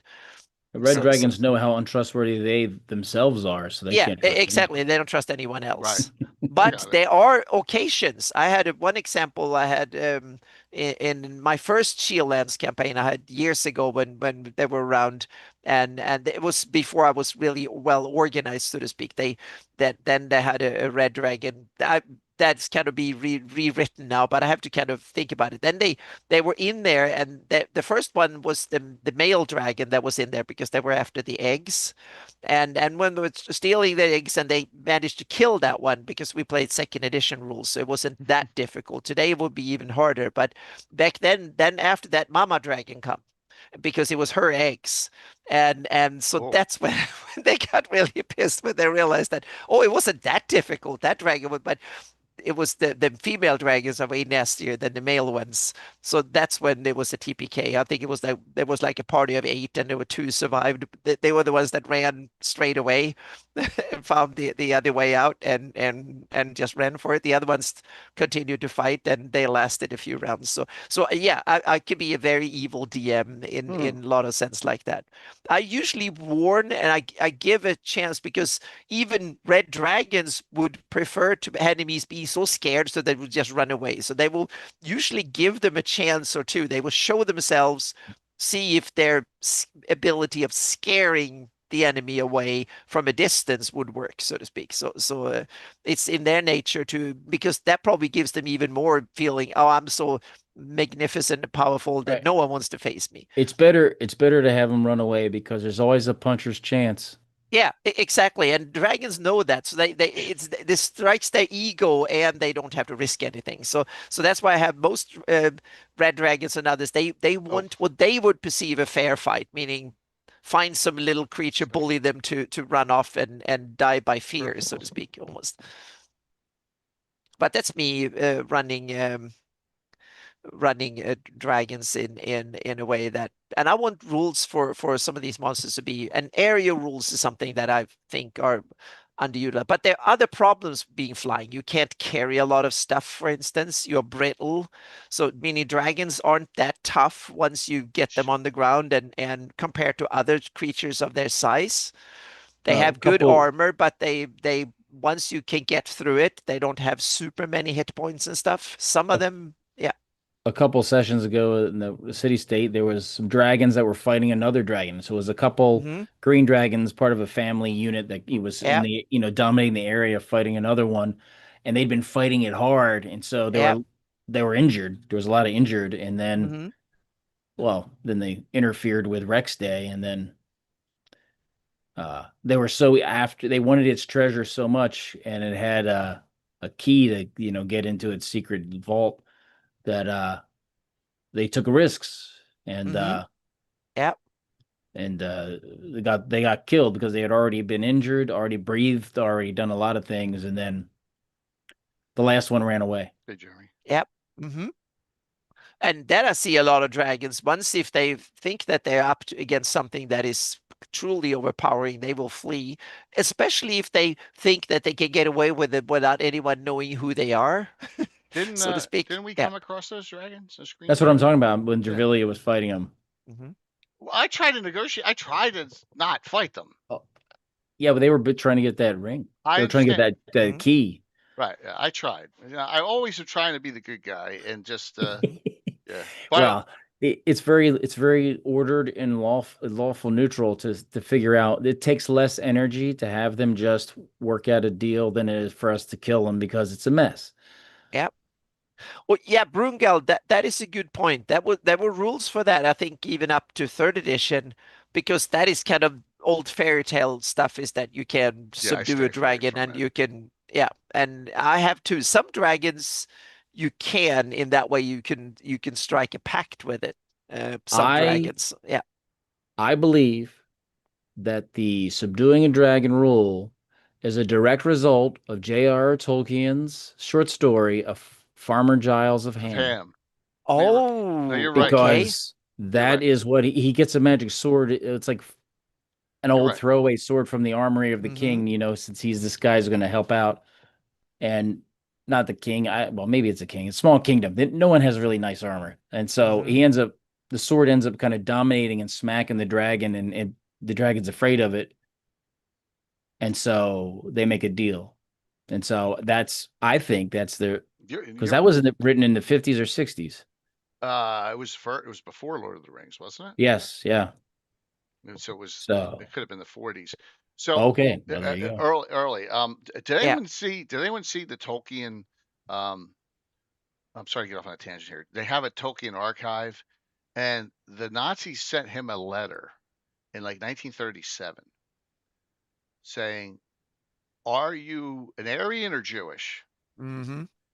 And he said, first off, he went through and he did this analysis of them saying he's not Aryan because he doesn't fit the actual background of it being from Pakistan, wherever it comes from. And Yes. he does the whole discussion on it. Mm-hmm. And he says, Yeah. and then he says, well, and he says, I'm not Jewish either. So you're 0 for 2, basically saying I'm an Englishman, and hopefully that Mm-hmm. He resolved basically, this yeah, guy. resort to I'm human, and Yeah. it was the Yeah, you saw the gem. I was like, Philology. wow, that was yeah, pretty. it was the Yeah. polite way of saying Yeah, this go after discussion is yourself, stupid. basically. Yeah, Yeah. exactly. But it was the like he did it. the Yeah, philology of it all and yeah, the detailed analysis Mm-hmm. of it all. He's not going to like. yeah. But I thought it was genius. Oh It was yeah. absolutely Yep. genius in Mm-hmm. talking like that. Real Yep. quick, look what came in Dun, after dun, all dun, this dun, time. dun. Yay! Oh, I don't know look what at that that. mark is on there, but that's gonna Yeah. be What's part that of it. big? What's the white thing? I don't know. I don't know. No, on But top. Is that the tag? oh, that's a tag. This is an XL. All Yeah. right. So if you, I do have them. I gotta charge just the. I can charge 20, but I gotta charge plus shipping. So, all right, if anyone, just let me know if you want them for the giveaway or something like that. I do have all sizes up to 3X. I think I got up to 3X. So, yeah. So they just came in literally today. along with the Sweet. banner and the new cards. Here, just show this real quick because I know. And these cards, I put some more logos on them, man. There. See, I got. There you go. There you go. Yeah. I put the Winchesters, Altamira, and 2 drink minimum on there too for the 46. So no, 20 plus shipping, so it'll be 20 plus $10.40. So it'll be $30.40 shipping to the U.S. Because yes, it's $10.40 now to ship those things, those packets I send. It's freaking crazy. Yeah, so 30. Yeah, but no boxer shorts because there was a whole bunch of people asking about the t-shirts. All right, so let me think here. Talk about beholders. Talk about dragons. Yeah. I'm just gonna say one. Yeah. See one. Kind of. Yeah. Whales, scary as shit when you read them. Really? I mean, yeah. In real life, they are, and especially after seeing a documentary on killer whales. They are smart and big and hunting packs. That yes, terrifying. I mean, they're the only things that kill blue whales. Yep. And they kill them by drowning them. And they kill the giant big white sharks too. They kill sharks and just eat their livers. They just take their livers. Yeah, and they throw the rest away. Them. Yeah, they stun them by swimming fast into them from a certain angle that stuns them for a little bit, and then they know where to bite. So they take the yummy bits out of it, and then they can leave them. So can you imagine? They just tear its liver out and then throw the rest away and just eat its liver. And I mean, their tails are super. I mean, they're just terrifying. It's terrifying. Well, they are the smartest pack hunt, one of the smartest creatures in the ocean, and they are pack hunters, and they are big enough that they can deal with almost anything. So right, they're big dolphins that are not nice. Yeah, and they seem to have cultural things because certain what do you call them? Not pods, but you call them or not packs, but they certain groups of orcas have learned to master certain types of hunting, and others have mastered other types of hunting. So they have cultural behavior that are taught through the generations too. Yeah. All right. So are they nastier though than these things that swim in the water very fast? From that picture from Greyhawk Adventures. They're probably less nasty, but they are more effective hunters, I think. Yeah. I think orcas are probably way more dangerous if you're out in the ocean because they can swim fast and they can drag you under and stuff like that. Yeah. I'm gonna have to step away. Man. Okay. Yeah. Cool, Tim. So I love Nasties. So we can always talk about this later. We'll see. The Ever Mysterious Tim will be on Saturday at 9 for it's Fire in the Sky. Fire in the Sky. Because Robert would be disappointed otherwise. We don't know who's playing yet, right? No. All right. No, we haven't heard from CG yet, right? Nope. All right. No, you don't know about Valerie either, correct? She'll be in the area, but I don't know what her plan is exactly. So. All right. Well, I'll be there. Yeah. You'll be there. And then hopefully we'll have Murdoch the Mighty on next Sunday. Yeah, that takes a lot of work. I have a lot of accents to refer. Oh, come on, man! You can just it's gonna be fun. It's gonna be fun. We're gonna have a limited cast. You will have to talk constantly, so it'll be a blast. It'll be a good time. So all right, Tim. I appreciate you coming on, man. Thanks. Thank you. Yeah, Anna, great seeing you. Yeah, bye everybody. Good to see you too. Bye. TPS report, man. I just realized that your name is from the freaking Office Space. That's TPS report. That's I saw it. It's an awesome nickname. I can't believe I just realized that. Yeah, Office Space is one of the best movies ever. Yeah. Yeah, you got those TPS reports. No. Yep. That's so good. Yep. Yes. So drowned ones. Yeah, but drowned ones are cool. They're nastier on land, I guess, in some ways than they are on. Well, on water they move super fast. Oh, okay. Super fast they move in water, and they're unturnable. So they're in Greyhawk Adventures. Let me go to Greyhawk Adventures here. And you don't turn them. Yeah. Yeah, they're unturnable. Okay. They're unturnable, which is great. Now, James Jacobs has an adventure out, one of those that actually has them with classes beyond what's in here. Now they do have in here, they have clerical capability, but he gave them assassin capability and I think mage as well. Here we go. It should be under zombie round one. That's not what we got to talk about. I use them like crazy. Yeah. Here's zombie sees round one. Yeah. Yep. So yeah, they have nauseating stench, like gas. Yeah. Where does it say? Although similar to land-dwelling zombies, they are free-willed and are rumored to be animated by the will of God and the role of the Reaper. Oh, Yeah. wow. Oh, cool. Well, remember, Curtis, in Mike's game we played, there were drowned ones as well. They attacked the ship. You remember that?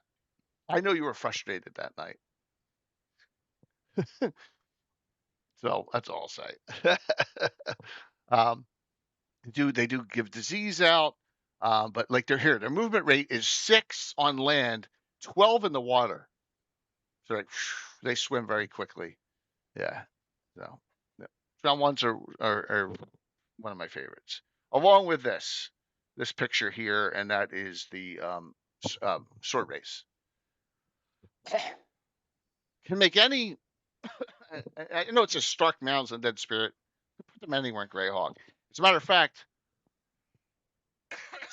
the undead that they fought yesterday were basically the equivalent in dwarven form. I call them max race. So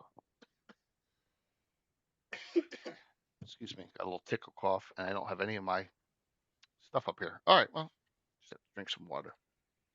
But yeah, so they're and you can scale them up as well, and they have that strength drain, which you saw happen to Skarn and Rob's character Durgrim got drained. Plus, they need +2 or better weapons to hit. They're nasty. So don't put first, second level characters against them. None of them are going to have +2 weapons running around. That's why when they raid a land or they raid a village, they're almost unstoppable because they're immune to fire. Yeah. See that, Malden? Dennis, what's going on, dude? Yeah. So we're talking all dragons and all sorts of monsters tonight. Just we're bouncing all over the place, which is fun. Having a fun discussion. So a very, very powerful creature. Probably give them, if you're using CR, give them a lot higher than what their hit die is, which is 7. I'd give them a little bit higher than that because they can be really tough on a group. So, and those are my 2 favorites out of this book, out of Greyhawk Adventures, some other stuff, but yeah, a great book by Jim Ward. So, all right, Anna, you got something? I need to name one of my favorite category of nasties, and those are the hags. Yeah, they are yeah, and they go in the range from the one that could be like an Anis or something that could be for like a mid-level five level or something, could be a terrifying boss monster for them up to some really nasty night hags and covens of hags and stuff that can be powerful enough to take on maybe not a really high level party that are well prepared or whatever, but in the circumstances it can be. But it's also not something that is necessarily there just to be killed. It's something that can be bargained with, and who might want to, if you offer them a good enough bribe, they might take it and stuff like that. So they can be dealt with in other ways than just combat, so to speak, which means that they are fun in that sense. You can use them. In my Rel Devin campaign, I had a hag coven that ran a place next to the Black Splinter Castle where you could buy. They sold magical components and stuff. So you can actually go there, and if you didn't offer them a good price, whatever, you became magical component, or you ended up in the soup. And they had an Anis that made and a Grima was the bouncer, and then they had an Anis and a chef, and she was stirring a big cauldron where they made all the brews and stuff in there, and she had a big ladle, and if they were nice, she took that one and killed something just to put it in the pot. And so yeah, so that's the and the night hag was the that one that had the magical knowledge and stuff. The other ones were just helpers and who found stuff, and they little gnolls and other goblins and stuff who scurried around, did all the little Menial dirty work. exactly menial work, and they guide the customers in and stuff, and made sure that the customers came not too prepared, but at least a little bit prepared, because they didn't want them all to die on the spot, so to speak. They wanted them to be able to at least offer some money and stuff. So yeah. So that was fun. The sad part was that the player characters didn't make it as far into the adventure. They were too terrified, so or they thought it was too risky. So it's like, no, we're not going to go all the way there. So yeah. So they have it in Black Splinter's backyard, so to speak. Yeah. I understand that, Dennis. It gets harder and harder. Us old schoolers to challenge, and we gotta reinvent Yeah. our creatures. Mm-hmm. Here's Yep. an article to help you with that. Not that the base creature for this is not. And everyone knows what's my favorite monster of all time. We're gonna go to Dragon 84. Okay. Here's an original picture of my favorite of all time. Right. That's a Trampier picture. Yes. Oh, the Rakshasa. I Yeah. love the Rakshasa. Dragon 84, one of the people I regret never interviewing, created Saints, created Kargath, created this article. All right. Never the same thing twice. Demythifying the Rakshasa. By, who am I talking about, Anna? A legend. One of the ones that, and that is Scott Benny. This is his art. This is Oh, a Scott Benny okay. article Yeah. on, yes, filling out facts and figures on the Rakshasa family. So you think your Rakshasas now are nasty? That base Rakshasa, you ain't seen nothing yet unless you see this article. They are so disgusting. Um, um, yeah, Dennis, I do that all the time. You know how many like spell casting like freaking bugbears I make, and I got the miniatures for them. Shaman, witch doctor, gnolls and flins. Oh yeah, and all sorts of special orogs. Orogs are level gaining, orcs like Urukai. So he talks about some background here, and here we go. The Rakshasa Knight, the Rakshasa Lord, and then Ravana itself, the king of the Rakshasas, which is right from, I guess, Indian mythology. So, yeah, it's these things are so disgusting. We don't need to go over their stats here, but just Yeah. What are the special nasty features of a Rakshasa? well, the original Rakshasa, you could spells that it's all, I believe only 9th level magic spells work on it. Mm-hmm. Nothing else works. Magic missiles, firebolt, nothing. Yeah. Because I remember Dungeons Yeah. and Dragons Online, the MMO game, that was one of these special raids that was against the Rakshasa. That was one of Right. the toughest ones. And I remember there were like 20 of us in there. We were all firing, shooting everything, nothing. and that damn thing didn't die. Yep. Right. So you need like if the weapon is That's the magical old. under Yeah. +3, I think it does half Okay. damage. It doesn't even. Yeah. You got to use Yeah. +3. You better weapon. I never used the Rakshasa, but they're I kind of love them. cool. Yeah. Mm-hmm. Yeah. So here, the Rakshasa Lord, for example, magical weapons below +4 do half damage. The hit by a crossbow bolt that was blessed by good clerk of 8th level will kill a lord. So that's the thing. You better have someone who can use a crossbow and have someone who has a blessed spell still. Yeah, it's just disgusting. But tread lightly with these. So, but like I said, the Rakshasa is one of mine. I can only go to it so many times. For example, I think the first time, one of the first or second times I used the Rakshasa, Korg was telling me about, I completely had forgotten. I've used, with my special groups, I've used Rakshasas twice. It's kind of hard to go back to them because you get the thing, the trick of them. But here you go. So that article will supplement the Rakshasa, which is a monster manual, which is nasty enough. And I know they dumbed it down in later editions. Oh yeah, third edition onwards, where it has a challenge rating 10, and they had DR 15 and stuff. So it's still a nasty monster, but not anywhere near as overpowered powered as it is in first edition. Yeah, but I always liked that. You want something to put up against a group of 14th level characters, that's it, because they're not casting spells on it still. They need to use their weapons. It's just like so, and it's gonna be on. You're not gonna know that it's a Rakshasa because they're 90% ESP, so they're gonna be your friend or whatever. And that goes all the way back. And the reason I love it is it goes all the way back to that episode of The Night Stalker, 1974. Darren McGavin scared the living daylights out of me when I was a kid. Scared me to death. I still get goosebumps up my back when I watch that thing.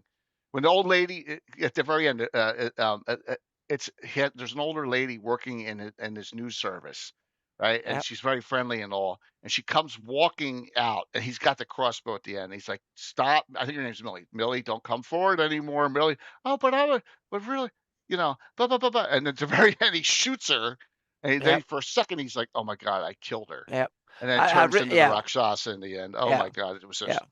Yeah. I remember I was 5 years old when we went to a museum in an old castle to see one of the bog mummies that are so famous from they have them in Sweden and Denmark, especially in Finland. I think they have several bog mummies that are several thousand-year old, or more than 1,000 years. So I think it was like 2,000 years old, and it still looked like almost yesterday. And I was 5 years old, and I remember it was up in a sarcophagus kind of with glass on top. And I remember my mother or my dad, I forgot who, lifted me up, and I looked into that, and I was so terrified. I was just screaming. I was so terrified, scared of it because it looked so scary. And Speaking of it that, was, yeah. bog mummies. Mm-hmm. Yep. So the bog mummy is in a supplemental, a magical article that Yep. I use, and I had my group Thursday night had to fight 4 of them because they're in those different pools coming out, and those bog mummies they strangulate, so real and choke out people. So basically, they're Yep. things that were buried in peat, right? Mm-hmm. From a long time, Yep. and they're still finding those bodies. Oh yeah. Yeah, Yep. still find them. Or So, they were often they were like water, these small lakes in the peat that were so alkaline or whatever, so and they preserve them. sunk to the bottom, and then they were covered and they became peat over time, so to Yeah. speak, and they're preserved because nothing, bacteria and stuff like that don't live there, so things don't rot, so they are Yep. they are preserved. They just turn black, dark brown, blackish. So they when you're 5 years old, they look terrifying. Oh yeah, absolutely. Like I said, I was so terrified. I was so scared of it. Yeah. So yeah. For me, it was that Rakshasa episode of The Night Stalker. Yep. So someone I had this scrolling through when someone said a treant. This is not a treant. This is a Lyranican. It's Yeah. an evil treant, Mm-hmm. right? Yep. There's all sorts of articles out there, and all sorts of second edition monsters of the black treants and the evil treants, and the kind of like the old, what was it, the old man willow or tree that was in the old forest. Yeah, nasty trees are Yeah, kind of but popular you too. can.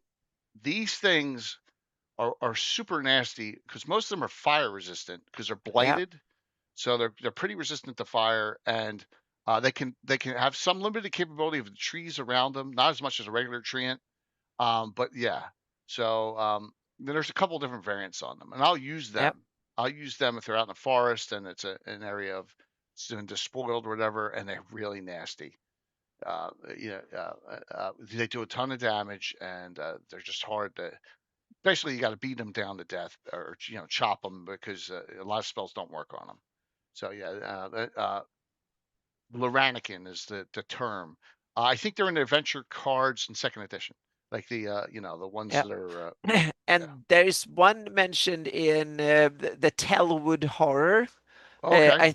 It's either mentioned the first time in From the Ashes, or it's in With the Undying. It's the old Tellwood that then later becomes the Bonewood after when the Great Kingdom fall apart and stuff. It's definitely in the With the Undying. It might be mentioned in From the Ashes too. It's when the wars comes, and there is one of these Tellwood Horror that is an evil treant.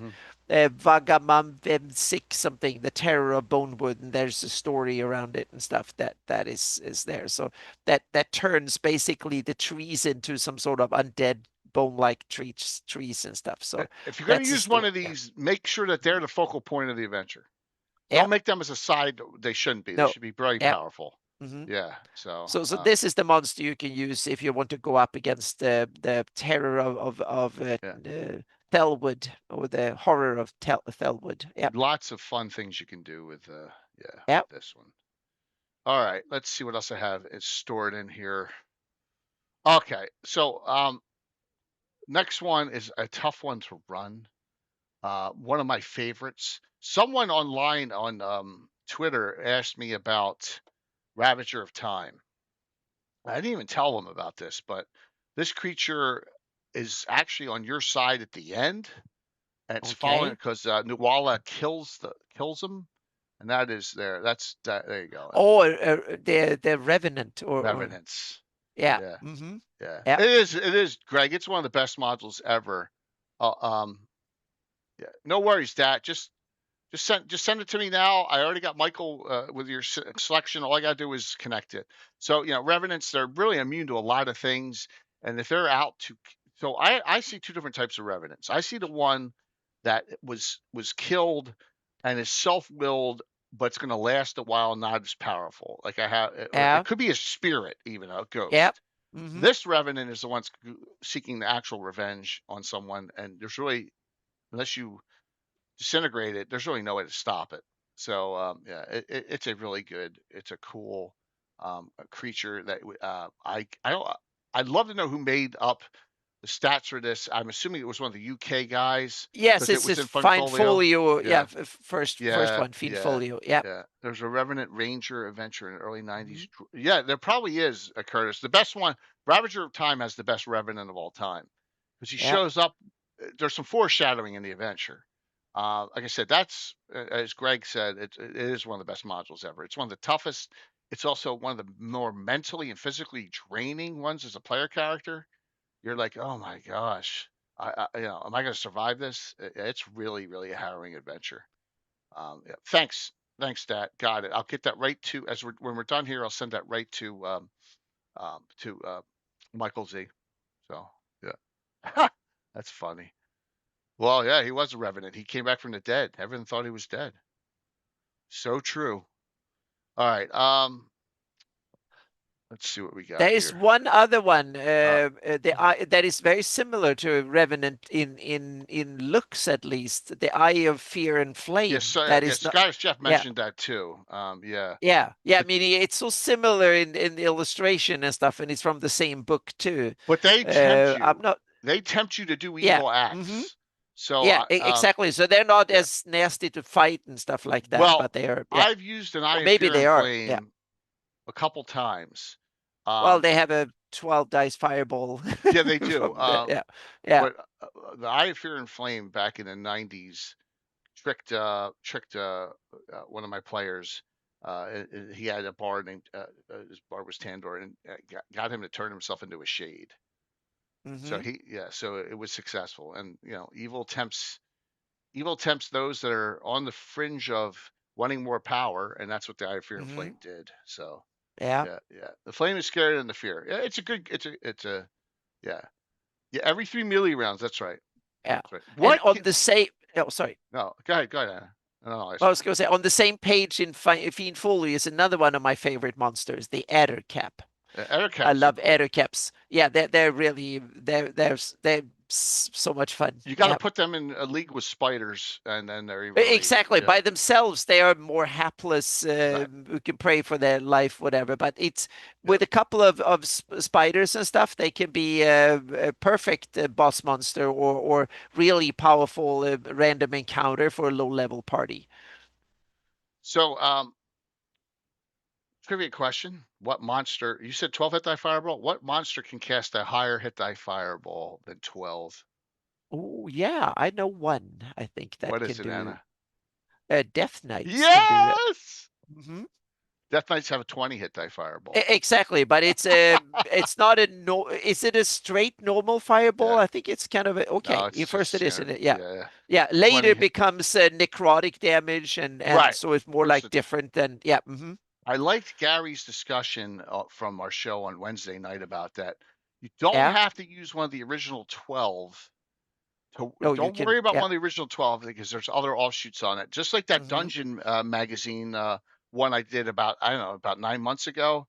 Yeah. Berstaneman's Cairn, I think it was the name of it. And there's a Death Knight in there. She's kind of Mm-hmm. trapped in there. Yeah. That one's not one of the 12. So don't worry about Yeah. canon and stuff Yeah, and I can ruining. also Yeah, see, yeah, I can also see it just like the Lich is like a yeah. template that Right. you can apply to Yeah. creatures, so there can be multiple different versions of them, and meaning you can have other evil villains that can use that type, so to speak. Meaning you have the Death Knights that were done in that context, but you might have Nerul, might have similar ones that are his fighters and guardians or whatever. I use my Sure. Orcus, and there's a whole bunch of others who can have similar type of monsters that have the same base idea but different magical abilities and maybe different defenses and stuff. So I can see a lot of cool variants of the Death Knights you can introduce that will be, I think, appropriate to the theme, so to speak. Yeah, fire resistance going up against the Death Knight is the way to go, Jeff. I mean, Yeah. resist fires and rings and I mean, all you that can stuff. also give them really cool armor, magic Yeah. armor that Oh, yeah, protects against a bunch of stuff too. So definitely. that can make them really, really nasty and give them really nasty weapons too. So meaning they can be really tough up until you can penetrate that and get in on them, because once you can really do damage on them, they might not have that many hit points. So, Another one that got ooh, really yeah. expanded upon during Age of Hmm. Worms is Sons of Caius, whatever. Yes. Oh, that's Yeah, yeah, all these wormy ones, they are fantastic. Yeah. yeah, yeah. Um, Lord Soth Razkul was memorable and comical. I always wanted him to kick the shit out of Tanis. I hated Tanis. I hated him. Um, but like the slipping into it was cool, kind of, but I just the Ravenloft went a direction that went too far for me, and I just like it lost its appeal. Fortunately, characters aren't equipped for every. They aren't. You are not, but you can like a majority of and it depends on what edition you're playing too. Almost every single cleric I know takes resist cold and resist fire, and with the withdrawal, you can pop them up pretty quickly. Hmm. Anything that's going to rot your head and brain and a normal attack and have a worm jumping attack is something to be scared of. Once again, I wouldn't have these roaming around in Greyhawk City because then it just doesn't make sense. Like that's not going to but having them in some remote place, you Oh yeah, know, these are monsters that will come with the story. They are there right? for a reason. They are, meaning it's a Caillou's cult. They Yeah, will produce them and use them and so on. yeah, So they will come with a context, I believe. They're not just like happening. yep. They're there for a reason. So, but they are perfect. Meaning with the if you have a cult of Caillou's present, or Caillou's, or however you pronounce it, then that they will use them, I guess, both as guardians, shock troops, general nuisance, whatever, as needed, so to speak, protection and storm, whatever. So if you try to get to them, you might have to deal with a whole swarm of these, plus all the worms and nasties that comes with it. Jeff, that's the thing too. Fear spells are tough. Are they minions? So are Sons of Caius That's a good. minions? They are That's a in good. Age of Worms. Yeah, and that is also an interesting thing, meaning that was something that was introduced formally in fourth edition D&D. You have like things that are minions mechanically, so they're Right. easier to kill, so to speak, so they're easier to handle. And I think that that's a cool mechanic to have. So when you run, so you can run tons of them without having to keep track of hit points. There are various ways you can do that apart from straight minion rules, but yeah. The White Dragons in G2, the first dragons in published adventure. Ugh, I have to think about that. Possibly. Uh-oh. I'll think about that, Doc. By the way, wanted to just mention this. We looked at the Celtic one last week about pantheons. This is from Yeah. Dragon 65 as well. I just snipped it out. Filling in the tints of the color wheel, missing dragons gives you the yellow, the Mhm. orange for old school, and the purple. This is where the stats come from me. All right, just so you're aware of where that comes from. All right, just wanted to share that. I had that snipped. White Dragons and G2. I don't know, man. I gotta think about it. I gotta think about that. I want to say no. I want to say no that I've seen. But then again, a lot of the dragons are like the dragon in Tomb of the Lizard King. That's after later. I have to think about it. It could be. Pets as Gerald. Yeah, it could be. But G, I'm thinking there's none in the A's that I remember. None in Temple. Well, Temple, none in T1. What was published before G2? Not well. That's all that time frame. Not much. G1 was, but I think that there was no dragon in that. So, yeah. So, yeah, it's very possible. It's very possible. I'm thinking, and I don't. And I went with white, which is the weakest one, so it's very possible that was it. First 78, yeah, early time.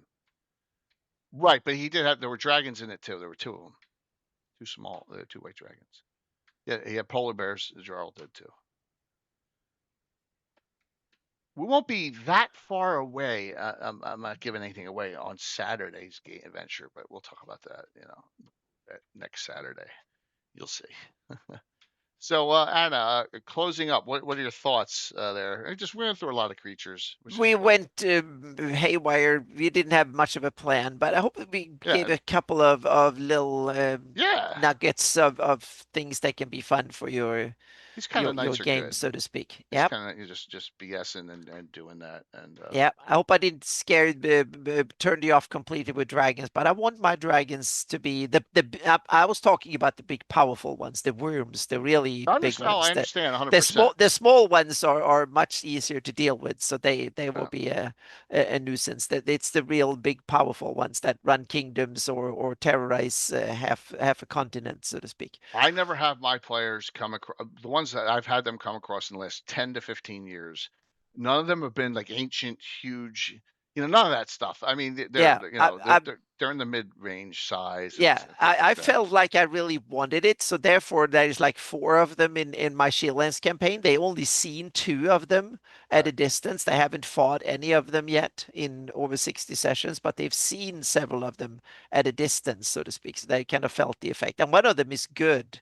Or 2 of them are good ones, so to speak. So Katarina, Gold Dragon, and a couple of others. So Arkail, the really big worm, so to speak. He is the one of the most powerful dragons in my campaign overall, so to speak. He's the oldest age category of gold worms. So he's the one of the most powerful dragons in Greyhawk.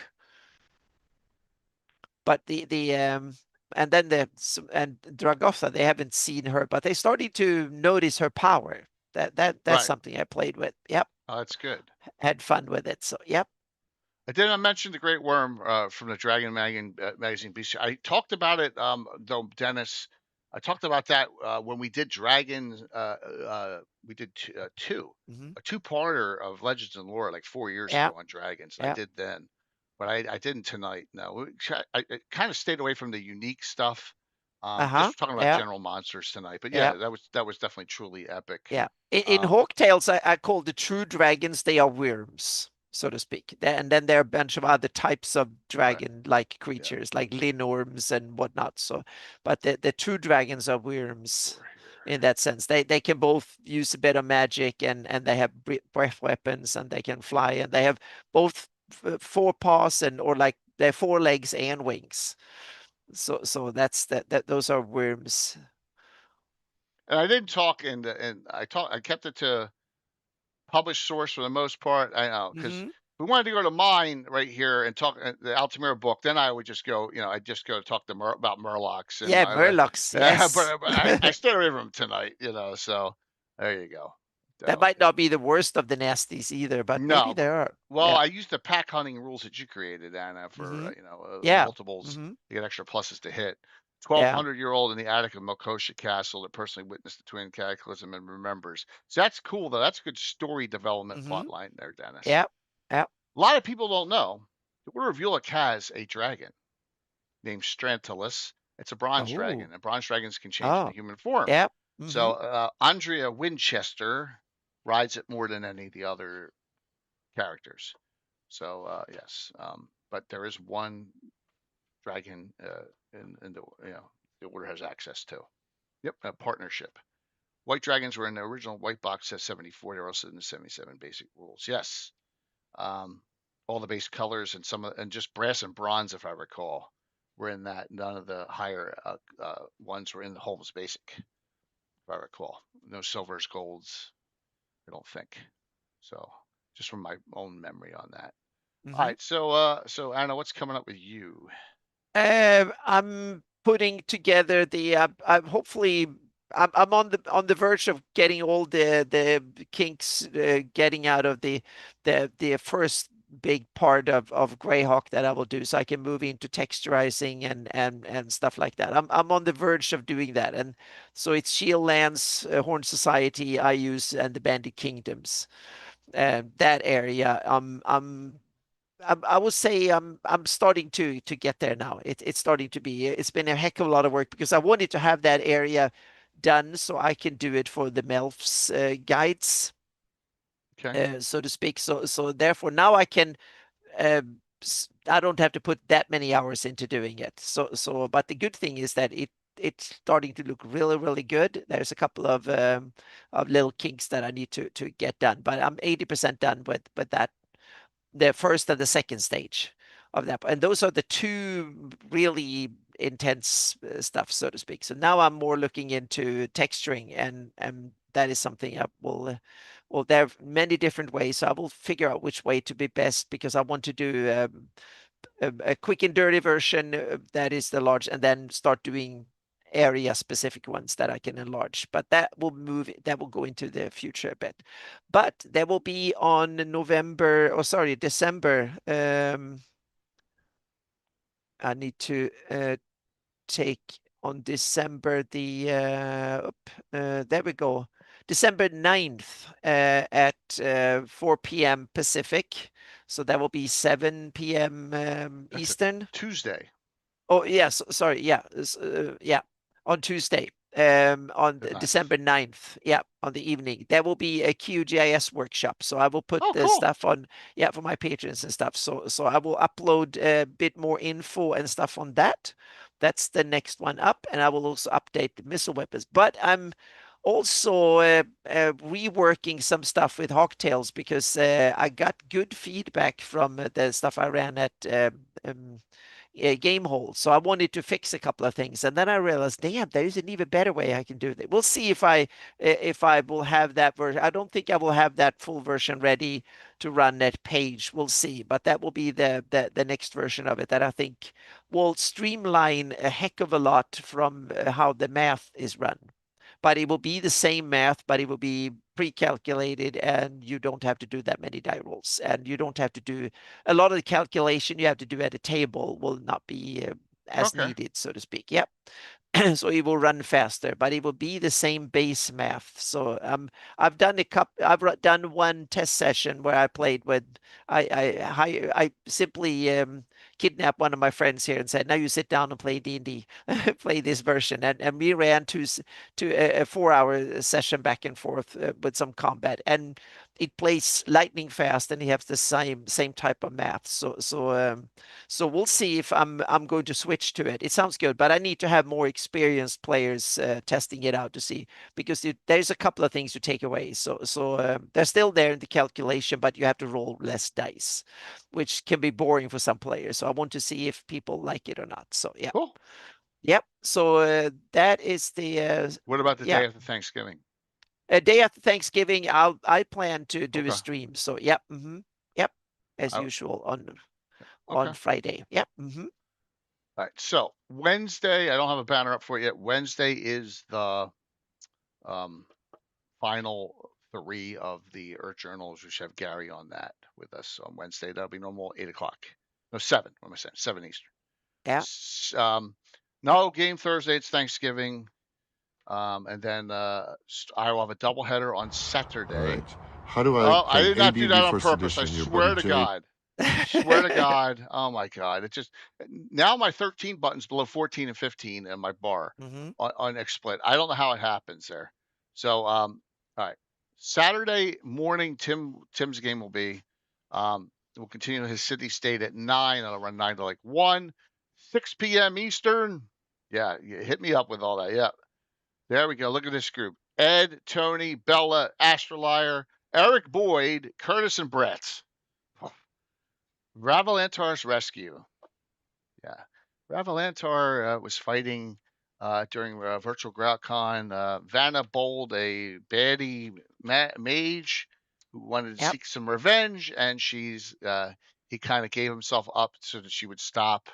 And that is where we ended that. Now the group's going to be like, well, what do we do now? So they're going to have to look for Ravalantar. I'm not going to make Ed wait all night to play his character, so just note that it's kind of going to be a little comedy involved in that. Kidnapped in leather, Curtis. Ooh, yeah. Curtis, just wait and see. So yeah, so what Curtis said, it's going to be funny. And then, but I got a great idea. It's going to be cool. It's perfect. So that is Saturday night, and then Sunday night, Gabbin. Anna's going to take off next week. She's going to the in-character Q&A. Yep, sounds fun. Yep. So we're gonna have. I'll be playing one or two. I'll tell you up front who I'm gonna have.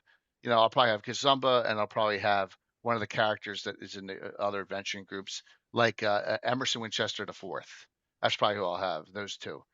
Curtis will be playing Fritz. Ed will be playing Ravalantar, and whoever else is invited.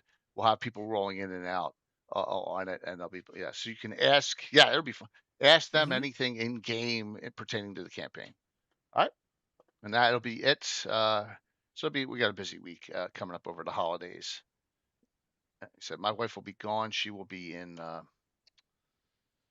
Aruba with her friend then. So they leave the day after Thanksgiving. So yeah. Awesome. Yeah. They deserve it. Yeah. So yeah. Let's do the giveaway. Remember, you'll win both. You win the Monsters and Treasures of Aird PDF and the Monstrosities PDF. Give me a day or two to let my sponsors know that I did that. So. Yes, but beware the answer. Yes, absolutely. All right, last call, exclamation point drawing. And we're rating the darling, and then we'll get out of here. All right?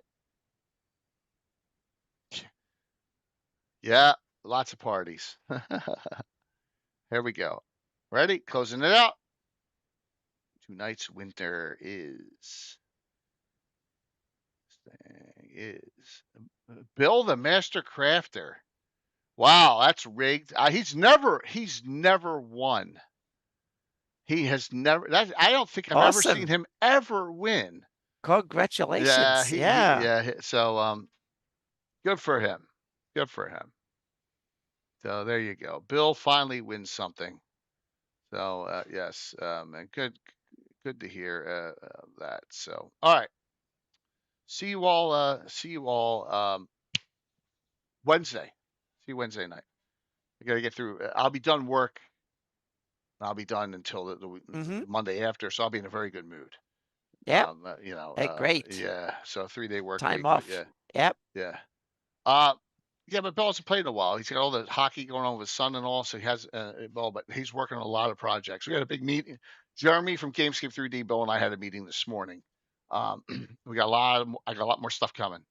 Lots of stuff coming. So, all right, let's rate the darling, say hello to her, and everyone enjoy, and I'll see you Wednesday night. Anna, thanks a lot. Tim, thanks a lot for coming on, and everyone else. Yeah, thank you, guys. Thank you, everyone. Have a good one.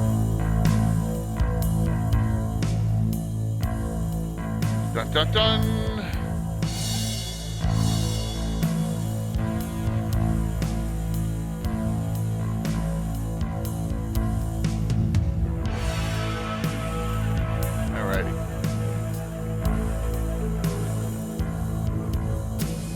Cool. 5, 4, 3, 2, 1. See you in a couple nights. Bye. Awesome.